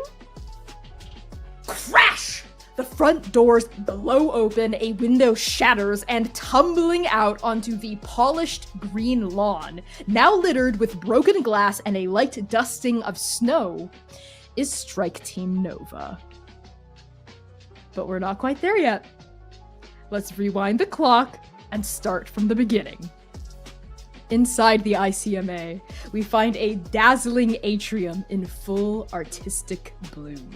Breathtaking pieces adorn concrete walls, videos project onto shimmering tapestries of wood and yarn, private alcoves hum with immersive installations of sound and color and smell. This is the grand opening of a brand new installation in the Recluse Gallery titled A House United. A curious, voracious crowd ambulates throughout the gallery, taking in the art, commenting on their favorites. They are dressed in a vibrant gradient of styles and formality. Heels and suits, jeans and sneakers, every corner of Inferno is represented here in the ICMA. We see familiar faces from the party last night, Sakti and Anugata, Toyin and Anise, but there are new faces too. Mortal and vampire. We see Tingsing, dressed in a Hanfu-style top, cinched by a leather corset, wearing a pair of loose-fitting trousers. Tada long black hair is styled into a loose bun, with an intricate sapphire hairpin shaped like a serpent. They are accompanied by their service dog, Virgil, as well as a few mortal monks wearing the humble robes of a shrine attendant. We also see Aditi Lanius. The matriarch of the Shrikes wears muddy, steel-toed boots, work trousers, and her usual flannel, now unbuttoned to reveal a sleeveless white shirt streaked with grease.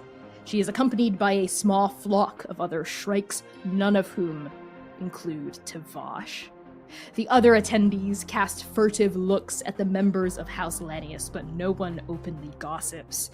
They wouldn't dare. Strike Team Nova. This is your second party in a row. And you realize now that Yara's album release party was a mere pre-game to the event you now attend. There are even more people here and even higher stakes. How do you take it all in?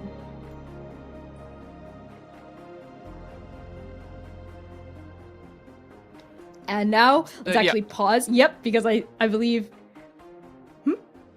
Sorry. I think I'm getting something from our producer? Okay, keep going? Yep. Got it. Okay, understood. Cool. Sam's coming back? They're good? Okay, cool. Good. I just wanted to check in to make sure. Great. So, back to the story. Strike Team Nova. How do you take this party in? Zynon is tired. He's never bodied a bus before, among a 1,000 other things that happened last night. And on top of it, he did not sleep well.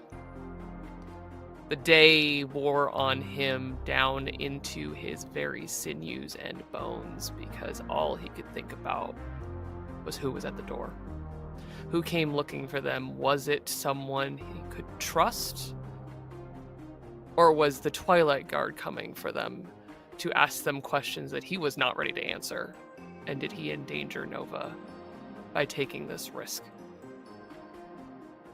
So he looks a little worn, but he always looks worn. And I think as he soaks it all in, he is comforted by the sound of Inferno, so alive in its undeath. A place that he feels like has embraced them as much as they have embraced her. Huh. What do you think? You ready for another one? Ready as I'll ever be. Sayer says exhaustedly. He too did not sleep. They, I believe that Zynon and Sayer may have shared the room yesterday, but neither of them were asleep. Sayer was lying down, eyes trained onto the ceiling, hearing the vehicles roll by on the streets of Inferno. He spent all night waiting and waiting and waiting for some sort of divine smiting upon him, some comeuppance, a bright light of the Prime Oracle to beckon him home for a perhaps deserved reprimand, something, please, anything to stop this waiting. And Sayer is no good at waiting. He arrives to the Recluse Gallery with that same amount of dread. The Omen speaker is uneasy. He's pinching the bridge of his nose, trying to keep alert and awake. Notices Tavash is absent here. Puts hands on either side of his waist. I smell complication. Tavash is not here. He said he would be. We'll see. Hopefully we don't get any more surprises like we did the first time we were at one of these shindigs. Zai, you know we are, right? We're going to have to do something, right, Zai? I think I've done enough for at least a day or so.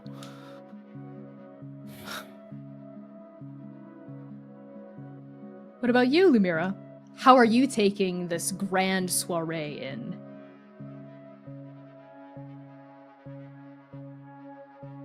Oh, you're muted, I think. remember to unmute your hard mute. Yeah, I think Lumira is still in a space that's like here but like not here. She understands that there's still like a mission that has to, in her mind, there's still a mission that has to be like worked. And she's still in a I think she's just still in a very weird spot. So she's kind of like taking everything in, but it's just kind of like surface level. Yinghe is at Sayir's side, an ever protective shadow. And in fact, as Sayir's eyes fall on the members of House Lanius and several construction workers eye him, almost dangerously, threateningly, it is Yinghe who steps in front of you. And you don't see the expression she makes because the back of her head is to you. But whatever look she shoots them causes these huge burly workers to shudder a little. They shrink back and they avert their gaze. Everything alright, Neela? Oh, yes, everything's fine. Just want to make sure no one else here has it out for you. I'm going to make sure that you don't get hurt tonight. Or ever again. Sayir hears that and feels the tiny layer of like threat that exists at the base of all of those words. Smiles and like squeezes Yinghe's hand and says, I'm alright. Any uneasiness I have tonight is because I don't think any of us know what's about to happen. Well, no matter what unfolds, the important thing is that we're all here to see it through to the end. Right. And that there is. Whatever that is. Yeah, exactly. Lumira, your eye is drawn to one person in this space in particular. You see Toyin Ifuego sitting in front of a striking portrait. This portrait depicts a figure sketched with uncertain lines, kneeling with their head in their hands. Their face is concealed behind shaking fingers, and a circular piece of their chest is missing, blacked out entirely by splotches of dark ink that dribble onto the ground before them. And in the empty space of their chest, we see the skyline of Inferno, an entire city, an entire home contained within a single figure. The professor hasn't said anything or made any indication or hasn't even looked in your direction, but you get the distinct feeling that Toyin Ifuego is sitting there waiting for you.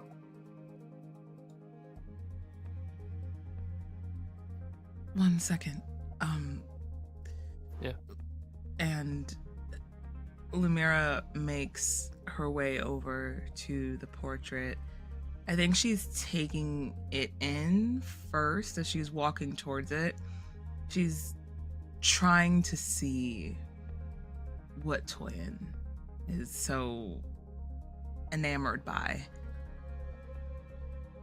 And she walks up to it, stands there, still as a mouse, for just a brief moment. And she sighs and just says,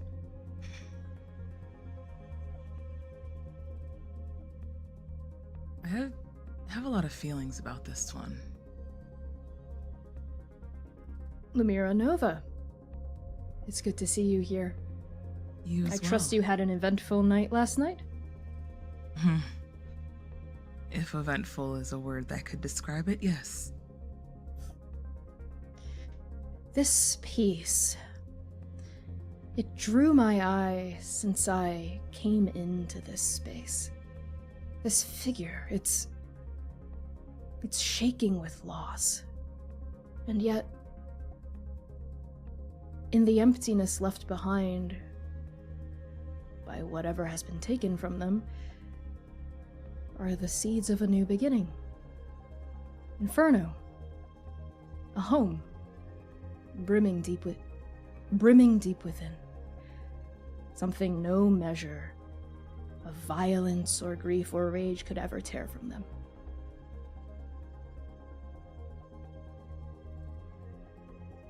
I like that. That wasn't exactly what I was seeing at first, but I can see it now. At first, I kind of thought of it more of being hollowed out by a longing of home that's not there anymore. But also at the same time, it's that longing, that void that's still being filled by what is considered home now. But I'm not an artist. I read, I think, logic moves me. Art is just something to marvel at. More of a history record, if anything else. I would politely disagree with you on that point, Miss Nova.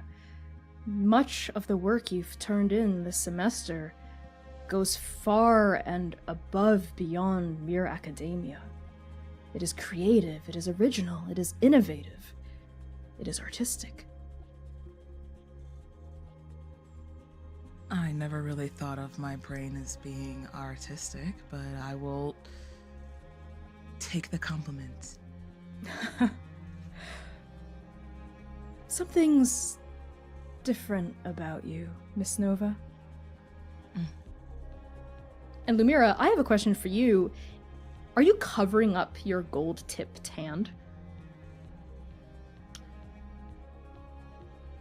Lumira's hand, I think, is kind of like in her sleeve a bit, but you can still kind of see her gold-tipped fingers.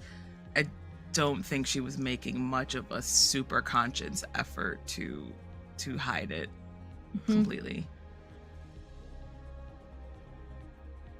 Something glimmers in your palm, but it's She more than moves her that, hand isn't back.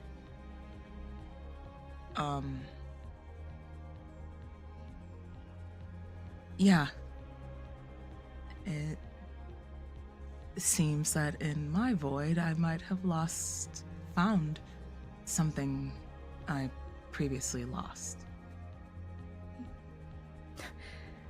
I always knew there was something beautiful inside of you, Miss Nova.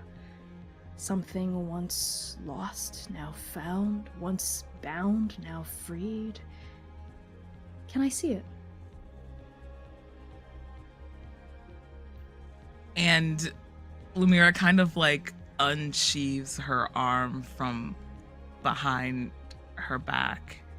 And she looks a bit bewildered and is like looking around the art gallery for eyes on them in this interaction before she finally is like, here, right now. What other time is better?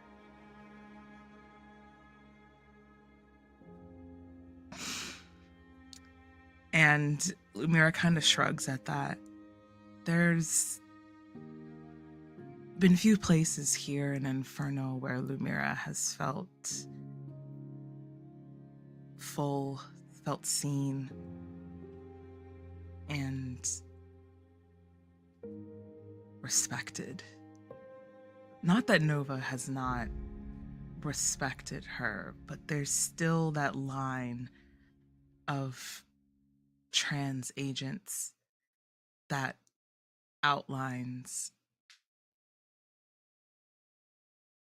pretty much everything. So she loosens her hand out of her sleeve and with the most almost imperceptual of motions crafts a liminal around both her and Toyin, seemingly freezing everyone else in the party where they stand, but they still move. A translucent golden sphere with a surface of interlocking clockwork gears springs into existence and encases yourself and Professor Toyin Ifueko. Inside this liminal, time moves so quickly that everything else on the outside seems to come to a freezing halt. And Toyin's eyes widen. She looks around in marvelous wonder. Her jaw drops, and for the first time you see the professor, the most erudite person in all of Inferno, flabbergasted, at a loss for words. She grins at that, kind of taking a slight pride in it. This is not what I expected. I mean, I don't know what I was expecting, but not this. And then those hazel eyes travel back to you, something clicking into place behind them. This is not a dark gift. This is you, isn't it? Yeah. Only me. I always knew there was something about you, Miss Nova. And she reaches out in wonder, like someone reaching out for a beautiful butterfly in a meadow, and she grazes the internal wall of this sphere, leaving ripples in her wake that emanate outward from that point of contact, ripples you feel within your soul. It's as though she's reaching out. It tickles. Huh. You sense that? Yeah. I didn't know that was something I could stop. I didn't know that was something I could feel before. Well, this sphere, these gears, they're you, Lumira. And I mean your abilities, yes, but I also mean your interiority, your subconscious. If one were to believe in the concept of souls, I would say this stuff is made from it.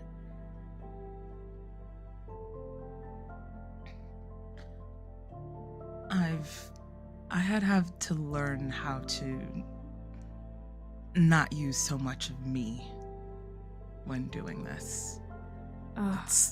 And she kind of gestures to her white hair and her hand as like kind of like proof of that. There is a cost.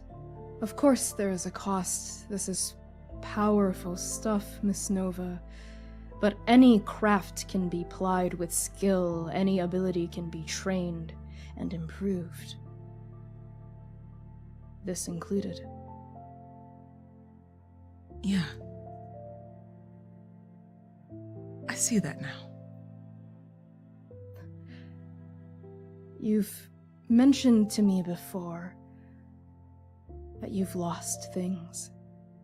Whenever you talk about home, Lumira, I see a look of distant grief come across your face. I lost home a long time ago. I was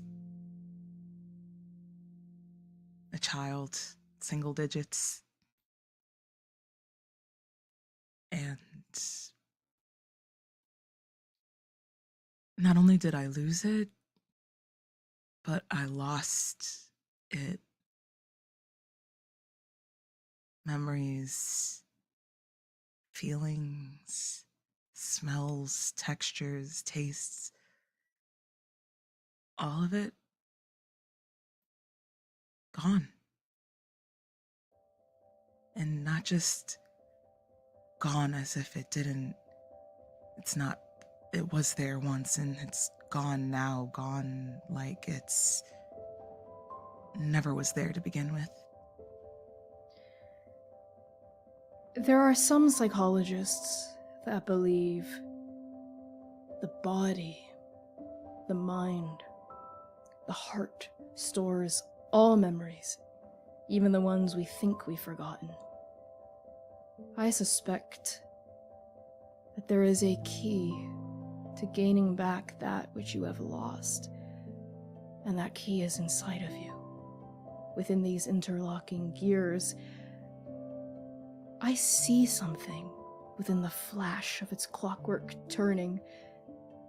Glimmers of my own past reflected back to me, and I suspect that if you peered deeper, you'd see glimmers of yours. Lumira looks confused.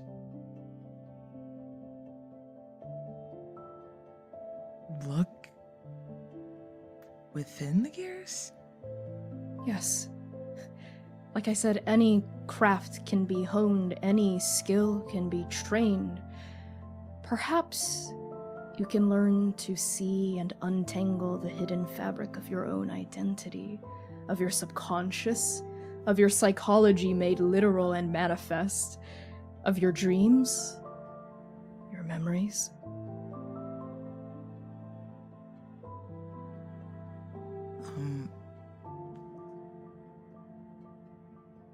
All right. I'll give it a go. And she turns, focusing her gaze right on the gears that were directly behind her head. And her eyes laser in and focus like we have seen them do a million times before when she focuses on something. And she steps closer to the wall of the liminal, her gaze peering in between the points where those two gears meet and start to separate away from each other. Just in that little gap where the gears separate and meet back up again to another one, she peers directly into the middle of it. Why don't you channel for me, Lumira?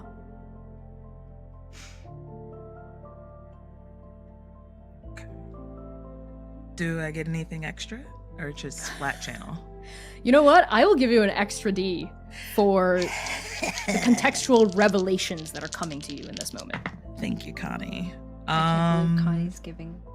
Stop Gifts? that, Humna. A 5.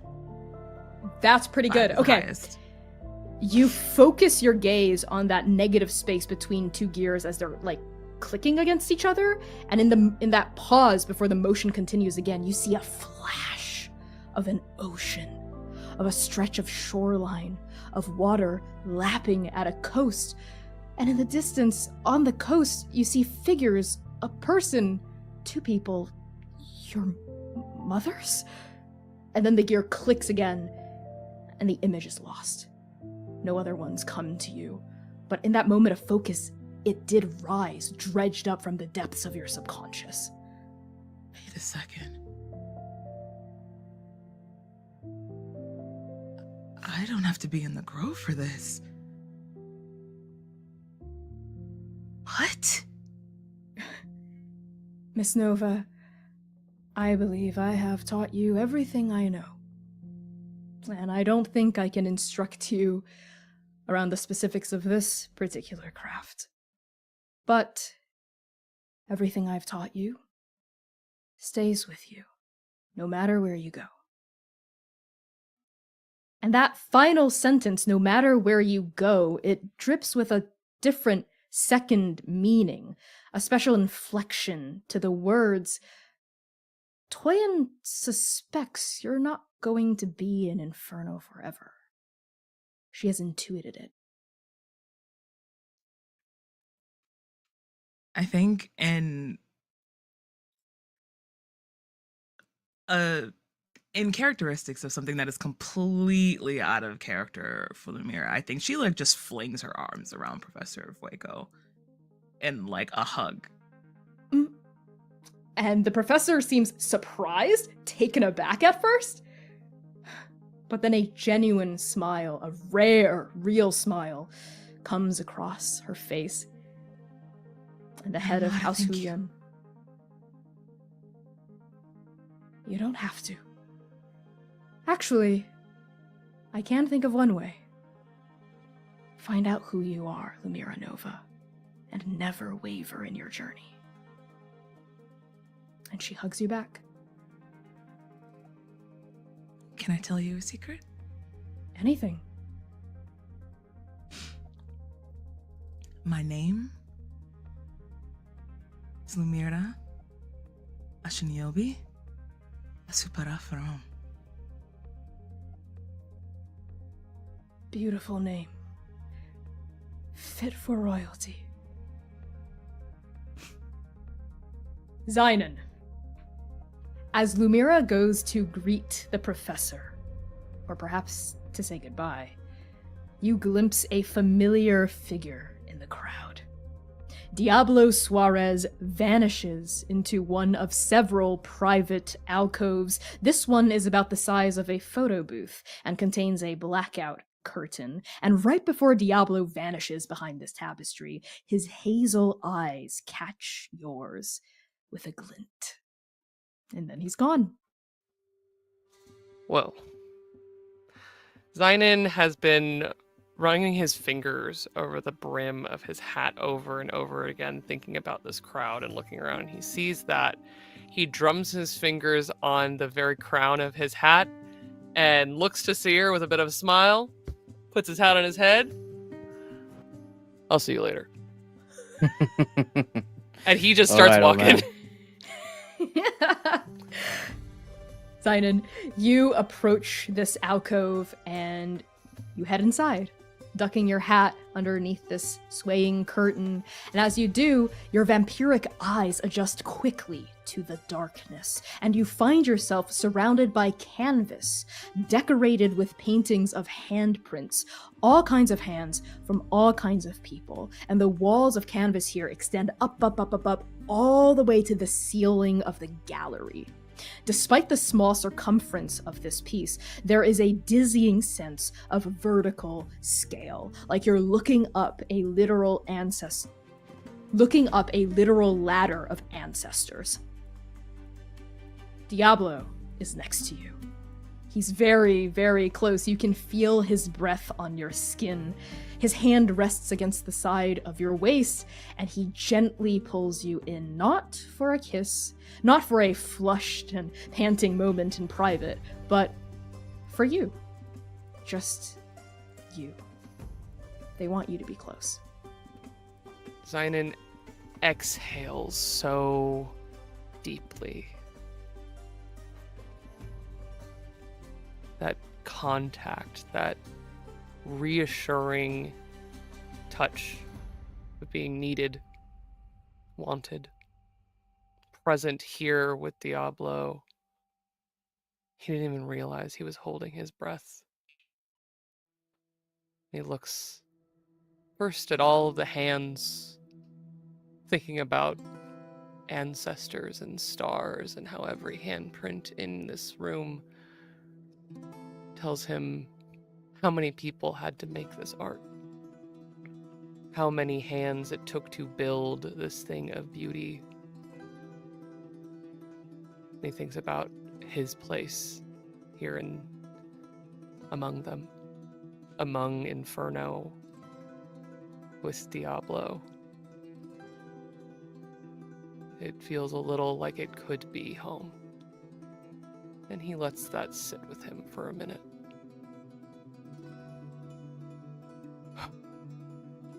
Hey. Hey. How are you holding up?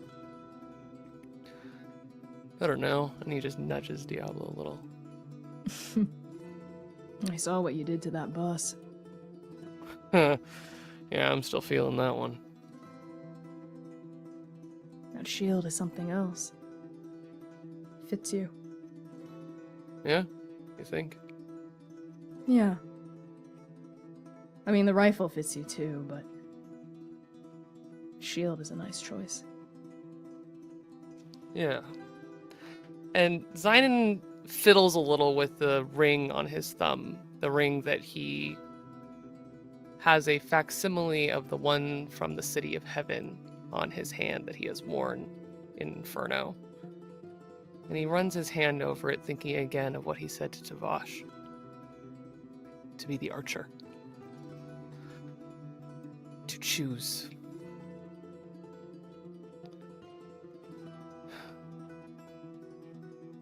You know, I'm glad that there were no second deaths last night. Oh, believe me, so am I. I was terrified, Zynon.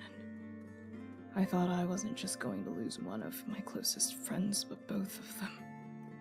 The thing about that terror is it's a fear I've harbored since the day Aster died.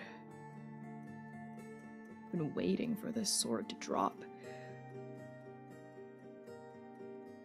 But for the first time in a long time, it almost feels like things might be different. Tell me I'm not a fool for believing that. I think now that everything is at least clearer, they could be. If Inferno chooses it to be. That final decision is up to Ro and up to Tavash. No one else can make that choice for them. And I know them. I know Ro. I know Tavash. I know the beautiful things both of them are capable of, and I know the devastating horrors both of them are capable of. I suppose beauty and horror exists in all of us in equal measure, and maybe they're not so different when you look at them in a different angle.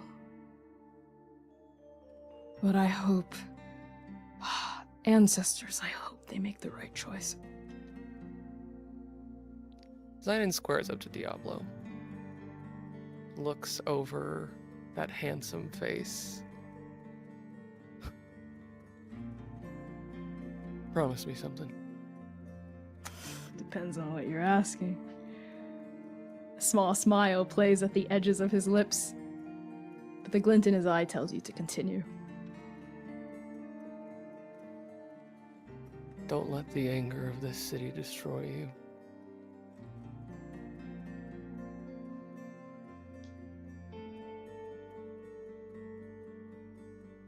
I'm a survivor, Zynon. I survived what happened to me before I came here. I survived 1,000 heartbreaks and 1,000 burnt bridges. Hell, I burnt some of my own. And for the longest time, I told myself it was better to keep my heart guarded, so the rage of others would bounce right off of it, hit someone else, anyone else but me. But then I met Ro, met Tavash, and goddammit, they helped me through the hardest part of my life. And I realized that an open heart, it's not a weakness. It's a strength. But only if it's surrounded by others. I can hold it and see it for what it is. I've been alone for so long, Zynon. And then I wasn't. And then I am again.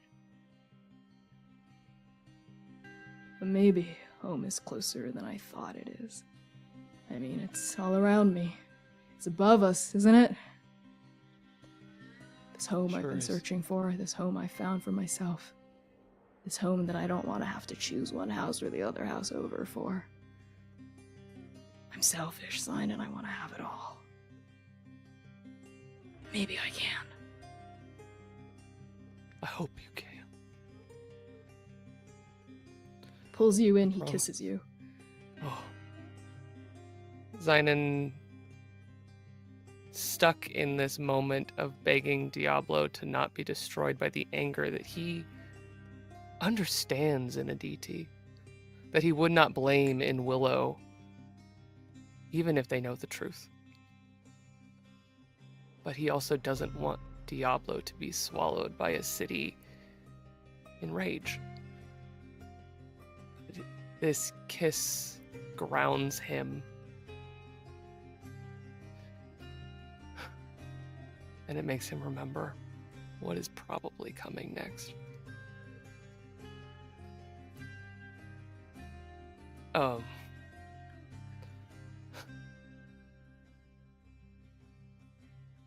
You deserve to be happy, Diablo. So do you, Zynon.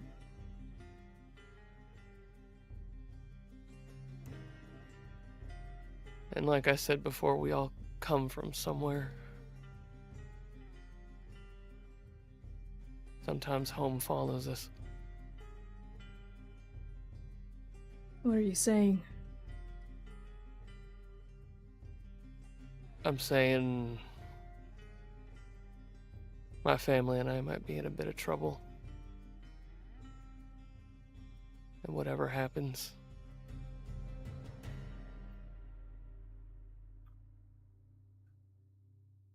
I am very grateful that you let me close.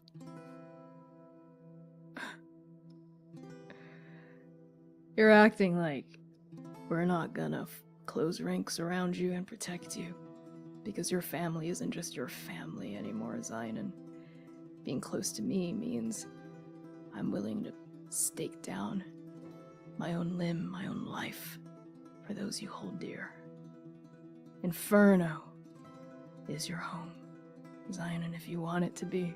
I know you said home follows you, and believe me, I understand what that means. Sometimes ghosts, they don't stay quiet, and they bite, and they don't let go. But this is Inferno. We've got exorcists. We've got vampires, we've got werewolves. Fuck, we're ghosts too, aren't we? Inferno has your back, Zynon. Don't you ever forget that. Zynon kisses them again. Deeply, openly, more vulnerable than if he had ripped his chest open. Because for the first time in over a decade, Zynon thinks he could stay in one place.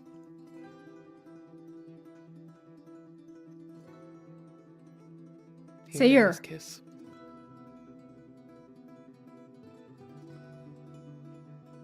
Seer. What about me? What about me? Give me a second! I really...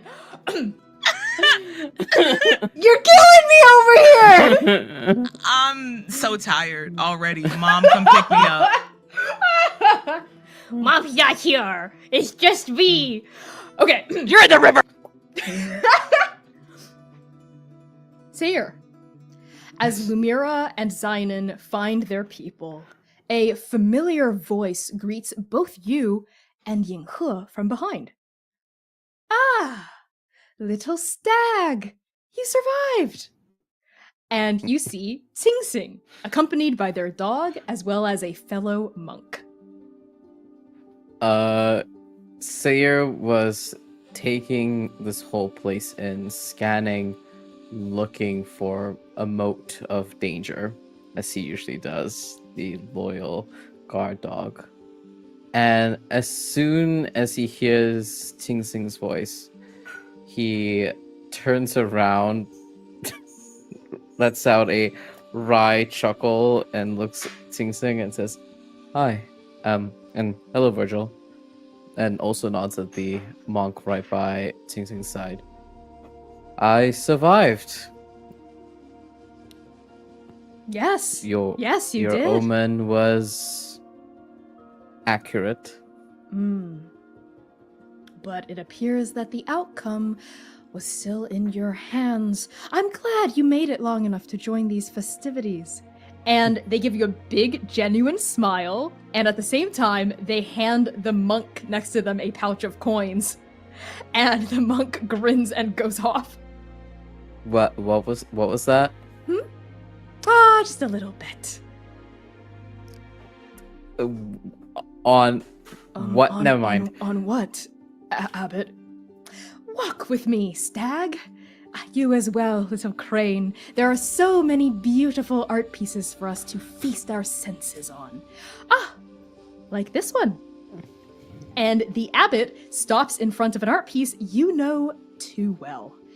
Intricate red threads form a hanging weave of fabric, cloth, and wood. It is the crimson tapestry made real, a literal interpretation of the social contracts that bind the houses of Inferno, giving language and shape and form to the emergent narratives of this city.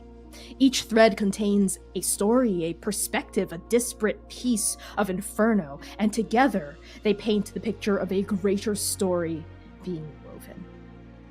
And then you realize that Sing Sing hasn't been looking at this piece at all, they've been looking at you, measuring your reaction. What do you think? I don't think Sayer can hide any physical reaction he has with red threads. The threads of crimson scarlet hook into him, and they hold him there for a moment as he takes in the entirety of this tapestry. I think it's beautiful.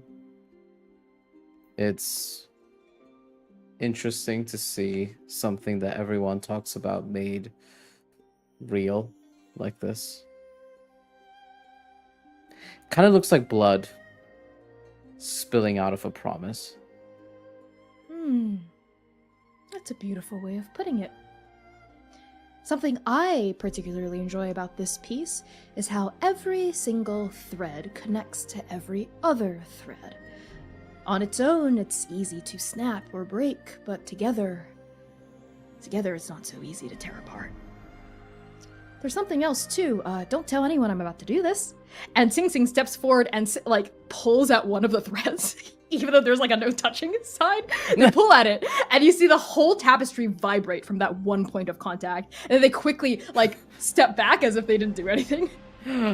Sayer had his hand out and then the vibration finally settles. A single choice can have 1,000 consequences. Some we can see and anticipate, others we may never know. And Sayer thinks on that, on the form that took in his mind, which was domino falling after domino. But seeing this visual reaction, and he looks across all of these threads. Like Lumira, my choices changed my fate. Yes. Fate is such a funny concept, isn't it? You know, as the abbot here, I am, in many people's eyes, the arbiter of fate, the voice piece of fate. And I suppose in some ways I am, but in other ways, fate is really just a way of describing the fact that each of us is dealt a different hand in this life, isn't it? But it's up to us how we play those hands. It took me a long time to understand that. I always thought that there were just good endings and bad endings, and you just hope you make enough of the right choice that you get the good ending instead of the bad. But without the bad things, the good things don't really have meaning, do they? And besides, that's not even possible. I don't know if it's possible to live a life that's just good. It'd be rather dull if that happened, wouldn't it? That, and also whatever happened last night to lead up to here, and he looks at the gathering of these muscular, burly folks from from House Lanius and the few members of House Drakkar that are moving and weaving by the space. Sayer fiddles with that red thread, waiting for a shoe to drop, either in this instance or on the calling of fate towards Nova. Whatever shoe that is meant to drop, he is waiting for it to fall. But it doesn't happen. We made Everyone made choices to lead to today. And I realize that doesn't change any of the pain. They know folks know the truth. The bad ending that we hoped to avoid was avoided. But there's still suffering. Sometimes we can make all the right choices with the information we have, and bad things will still occur. And sometimes we don't do anything at all, and good fortune falls into our laps. Life is arbitrary like that, little stag. I prefer to believe in the idea that some things are predetermined. It gives all of the events in our lives meaning. Good and bad events. Surely you've heard the phrase, bad things happen for a reason. All things happen for a reason, even. And that's a rather comforting truth to believe in, isn't it? Sarah thinks on that, and he smiles. If a bad ending greets me, or a good one, I'd like to leave with the idea that that moment mattered. That my choices mattered. Of course they do. After all, we are all travelers along this river of destiny. Whatever happens to us was always meant to happen. A switch goes off in Sayer's head. Whatever happens was always meant to happen. And that includes what may happen to us, to Nova. Sayer's eyes fall upon a man with a black hat holding a tender moment with another, and over to Lumira looking upon a painting with her professor, and then finally to Yinghe beside him. And they think to themselves, if my destiny, if our destiny leads us down a path, I can make a choice about it. I can hold fast on whatever hammer, whatever judicial impact, whatever conclusion, whatever reprimand or punishment he can carry. And he can hold for Nova. Not because he's the protector, not because that's what he's meant to do or should be doing, but because he's choosing to. Sayer chooses to hold whatever bad ending comes for us. For Nova. Ting Sing cocks their head to the side as though they see some sort of revelation clicking into place in your eyes.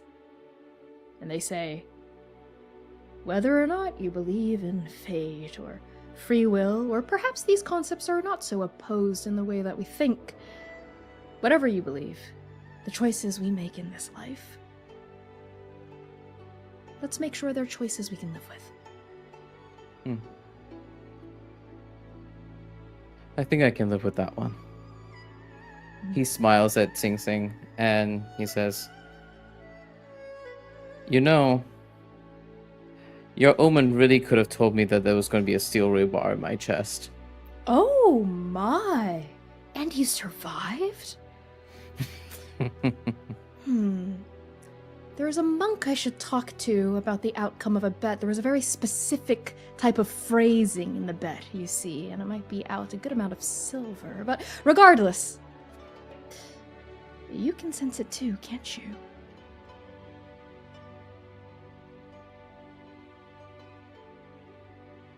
What do you mean? Yes, Abbott, what do you mean? Sense what? Oh, that something, everything perhaps, is about to change. Right here, at this bloodbath, for better or for worse. Sayer has a guilty look over to Yinghe. He has felt it since they left the house, and he feels it right here, right now. Just waiting for either a shrike's wings to take flight, a spider's maw to open up, or glass to shatter.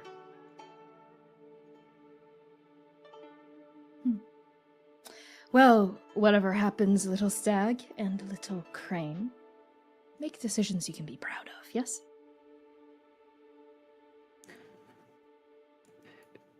Sayer smiles at the abbot and holds his hand out that has the red thread. I will endeavor to. And he, as if the abbot were to take his hand, he will lean in to whisper, and I hope the next time you bet on me, you win better. The abbot does take your hand, does let you whisper in their ear, and they laugh at that. Well, yes, next time, I think I will not bet against you. Ah, but soft. And they look off in one direction before anyone else does, sensing it first. For you see, Strike Team Nova, one by one by one, the attendees of the bloodbath grow quiet.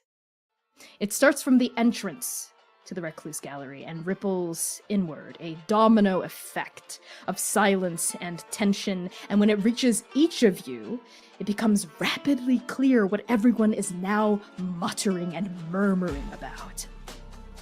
Stepping across the threshold of the Recluse Gallery is Tivosh Lanius. Their cane taps against the polished floor as they stride toward the center of the room, and the entire gallery here has been waiting for this moment. Vampire, werewolf, spirit, and mortal alike. The promise of a performance art piece that would change the very fabric of Inferno. Bro, you've been absent from the gallery floor until now. How do you make your entrance? Ro walks in with the confidence that only the heir to House of the Crown can have. Ro walks in wearing a lenga today with different shoes than they normally do. Their hair is open, free and flowing behind them, large, and they walk in without saying a word because they don't need to say a word. All attention is pulled in their direction when they do. There are two entrances to the Recluse Gallery. Tivosh walks in one and Ro walks in the other. Ro, Tivosh stops a few meters away from you. The crowd parts around them, parts around you in an unspoken acknowledgement of what dire outcome might befall your confrontation. And Tivosh speaks to you. Words meant only for your ears. Quiet, but sure. I'm here, Ro. As promised. Then let's end this. The only other person in this space who dares to move in this moment is Aditi Lanius. Her face is aflame with rage, and what is that? Fear? She pushes through the crowd, trying to reach her fool child before it's too late, but then Diablo Suarez steps forward. He raises his head and addresses not the spider nor the shrike, but the crowd. Houses of Inferno, hear this adjudicator's plea. Rhododendron Thrakar of House Thrakar has formally invoked the Third Crimson Edict, as is their right, under the laws unwritten of the Crimson Tapestry. The Edict of Challenge states, "Thou shalt settle thy disputes through formal duels." Rhododendron Thrakar of House Thrakar, do you challenge Tavash Lanius of House Lanius to a formal duel? I do. Tavash Lanius of House Lanius, do you accept? I do. This adjudicator hears your concurrence and verifies the challenge. First, I call upon the House's Major to bear witness, if witness can be borne. Is a vassal, retainer, or lex of House Huyen among us on this bitter night? The crowd murmurs and shifts, and then, raising a sleekly manicured hand, is Toyin Ifuego. Her vivid hazel eyes flash beside you, Lumira, and she says, Toyin Ifuego, mother to House Huyen, is present.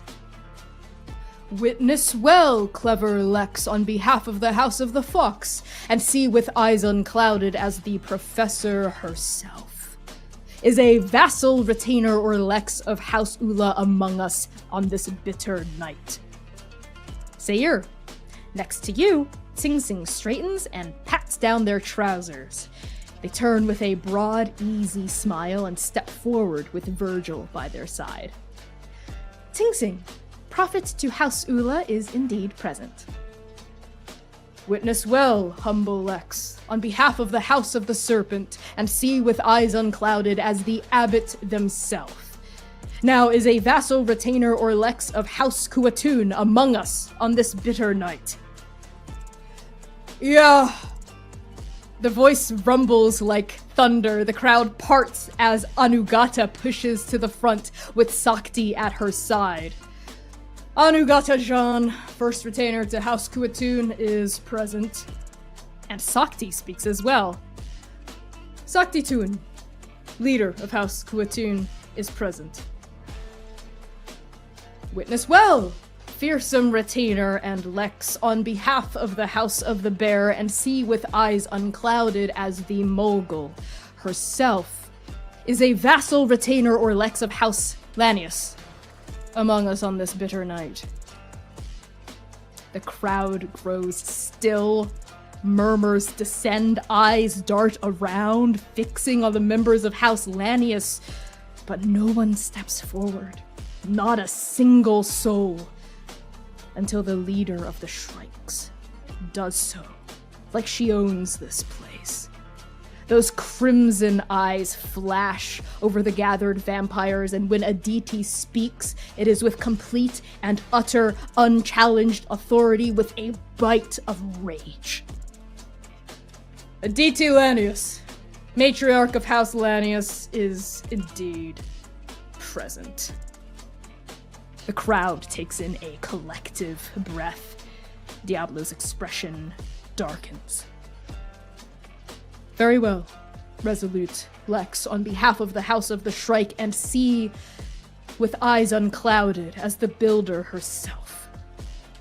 Is there a vassal, retainer, or lex of House Thrakar among us on this bitter night? And Willow, who has been circulating this space all night, steps forward. Yara flickering in her shadow. If Aditi is thunder and lightning, Willow Thrakar is the unforgiving rain. She moves with cold and sleek intensity toward the front of the crowd, the vampires by her side stepping back out of instinctive respect. Her yellow eyes are pinned on Rhododendron, an unspoken understanding flaring from mother toward child. She is expecting a very specific outcome from this duel. And in her gaze, bro, you see responsibility. You see duty. You see the branches of a family tree engulfed in flame, stretching back for countless generations, each and every one of them steeped in blood. And then Willow speaks.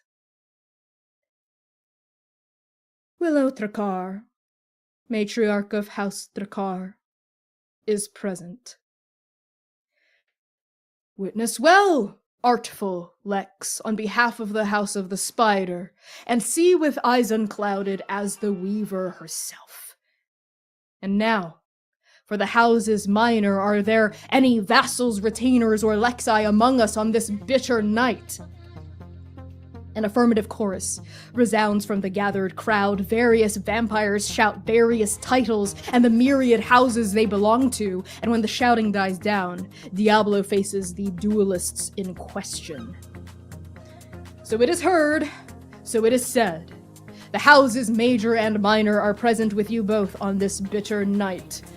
Rhododendron Trakar of House Trakar, state your grievance and the recompense you seek, be it pride, blood, or second death.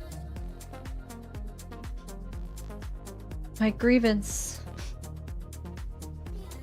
is generations and generations and generations of strife between the spiders and the shrikes. The recompense I seek now is the end.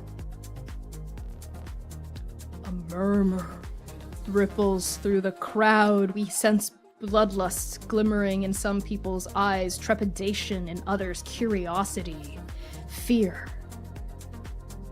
Diablo nods and turns to face Tavash. Tavash Lanius, claimed by House Lanius, do you accept this grievance and this recompense? And the Architect of Sorrows, eyes they've never strayed from yours, Ro. This entire time they bore into yours even deeper. And Ta says, I do. Very well. The grievances are stated, the terms are thus. This duel shall last until the end is found. Meet in the center and prepare to turn at my command. Tavash strides forward, working their knuckles over the top of their cane. Their crimson eyes continue to fix onto you, Ro, never straying, not even once. Ro's eyes this entire time have been fixed on Tavash. Only the briefest moment did Ro's eyes wander, that brief exchange between himself and Rare Mother, but otherwise their yellow eyes are fixed tightly, resolutely on Tavash's crimson ones. And Ro's hand goes to their hip, where their rapier, newly forged to represent their status as heir of House Trakar, adorned with rhododendron flowers all along its basket. They hold on to that rapier as they prepare for the duel. And now, the two of you are face to face, eye to eye, though you do derive some measure of satisfaction from seeing Tavash look up at you. There's a breath shared between the two of you. So many things unspoken, so many things spoken, and then Diablo says, turn! And Tavash turns. And so does Ro. Diablo starts to count down, and with each number, you know you have to take one step forward, each bringing you farther and farther away from Tavash. And Diablo says, 8, 7, 6, 5, 4, 3, 2, 1. Begin. And we're gonna end the session there. I knew you were gonna fucking do that shit, Connie! You know it's me! Predictable Connie. Everyone, thank you so much for tuning into this episode. Let's do a round of introductions, starting with our incredible guest for the evening, Hamna.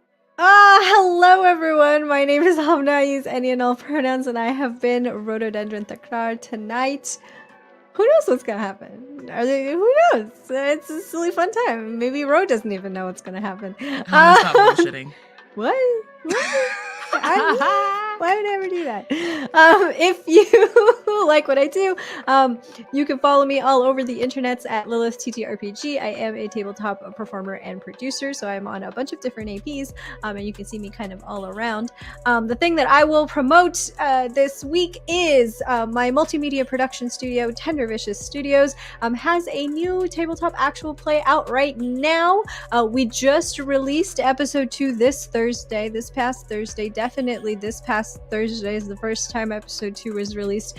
So you should go and listen to the actual play podcast called Lori's House, wherever you pod your casts. It is a show about imperfect memory, community, and identity. I'm really proud of it. Kai is our GM and C is our dramaturge. So if you like the work of Transplaner folks, you'll definitely like it. Hey, Hamna, is Lori's House available on Tender Vicious, on wherever we all pod our casts? Yes, it is in fact available wherever you pod your casts. Yeah, go look up Lori's House. It's by Tender Vicious Studios. You can also follow us on all of the social medias at Tender Vicious Studios or tendervicious.com. And with that, I'm going to pass things over to Val. Hello everyone, my name is Valiant Dorian. I use him his pronouns. You can find me all across the internet at Valiant Dorian or at Also Spirit Bear. Please enjoy that lovely treasure I just set you on. Tonight I had the distinct pleasure of playing Sayer. I sure am going to be making choices last name, who uses he, they pronouns. And yeah, that's just me. See me next week. Well, I scream on this show. Passing it over to Kai. Hi everyone, I'm Kai. You can find me all over the internet as Estelle of Imladris, where I talk a lot about costuming, storytelling, and being a gay problem. I've had a sincere pleasure tonight of playing Mr. Zanin-ish, who could stay forever. And on that note, why don't you take it away, Sam? Hello, everyone. I'm Sam Star. I use she, they, and the occasional they pronouns. You can find me all across the interwebs at Lust for Life X for the time being. I'm thinking about changing it, but it's still Lust for Life X for the time being. And I played Lumira, you know, our baby girl. Take us on home, Connie.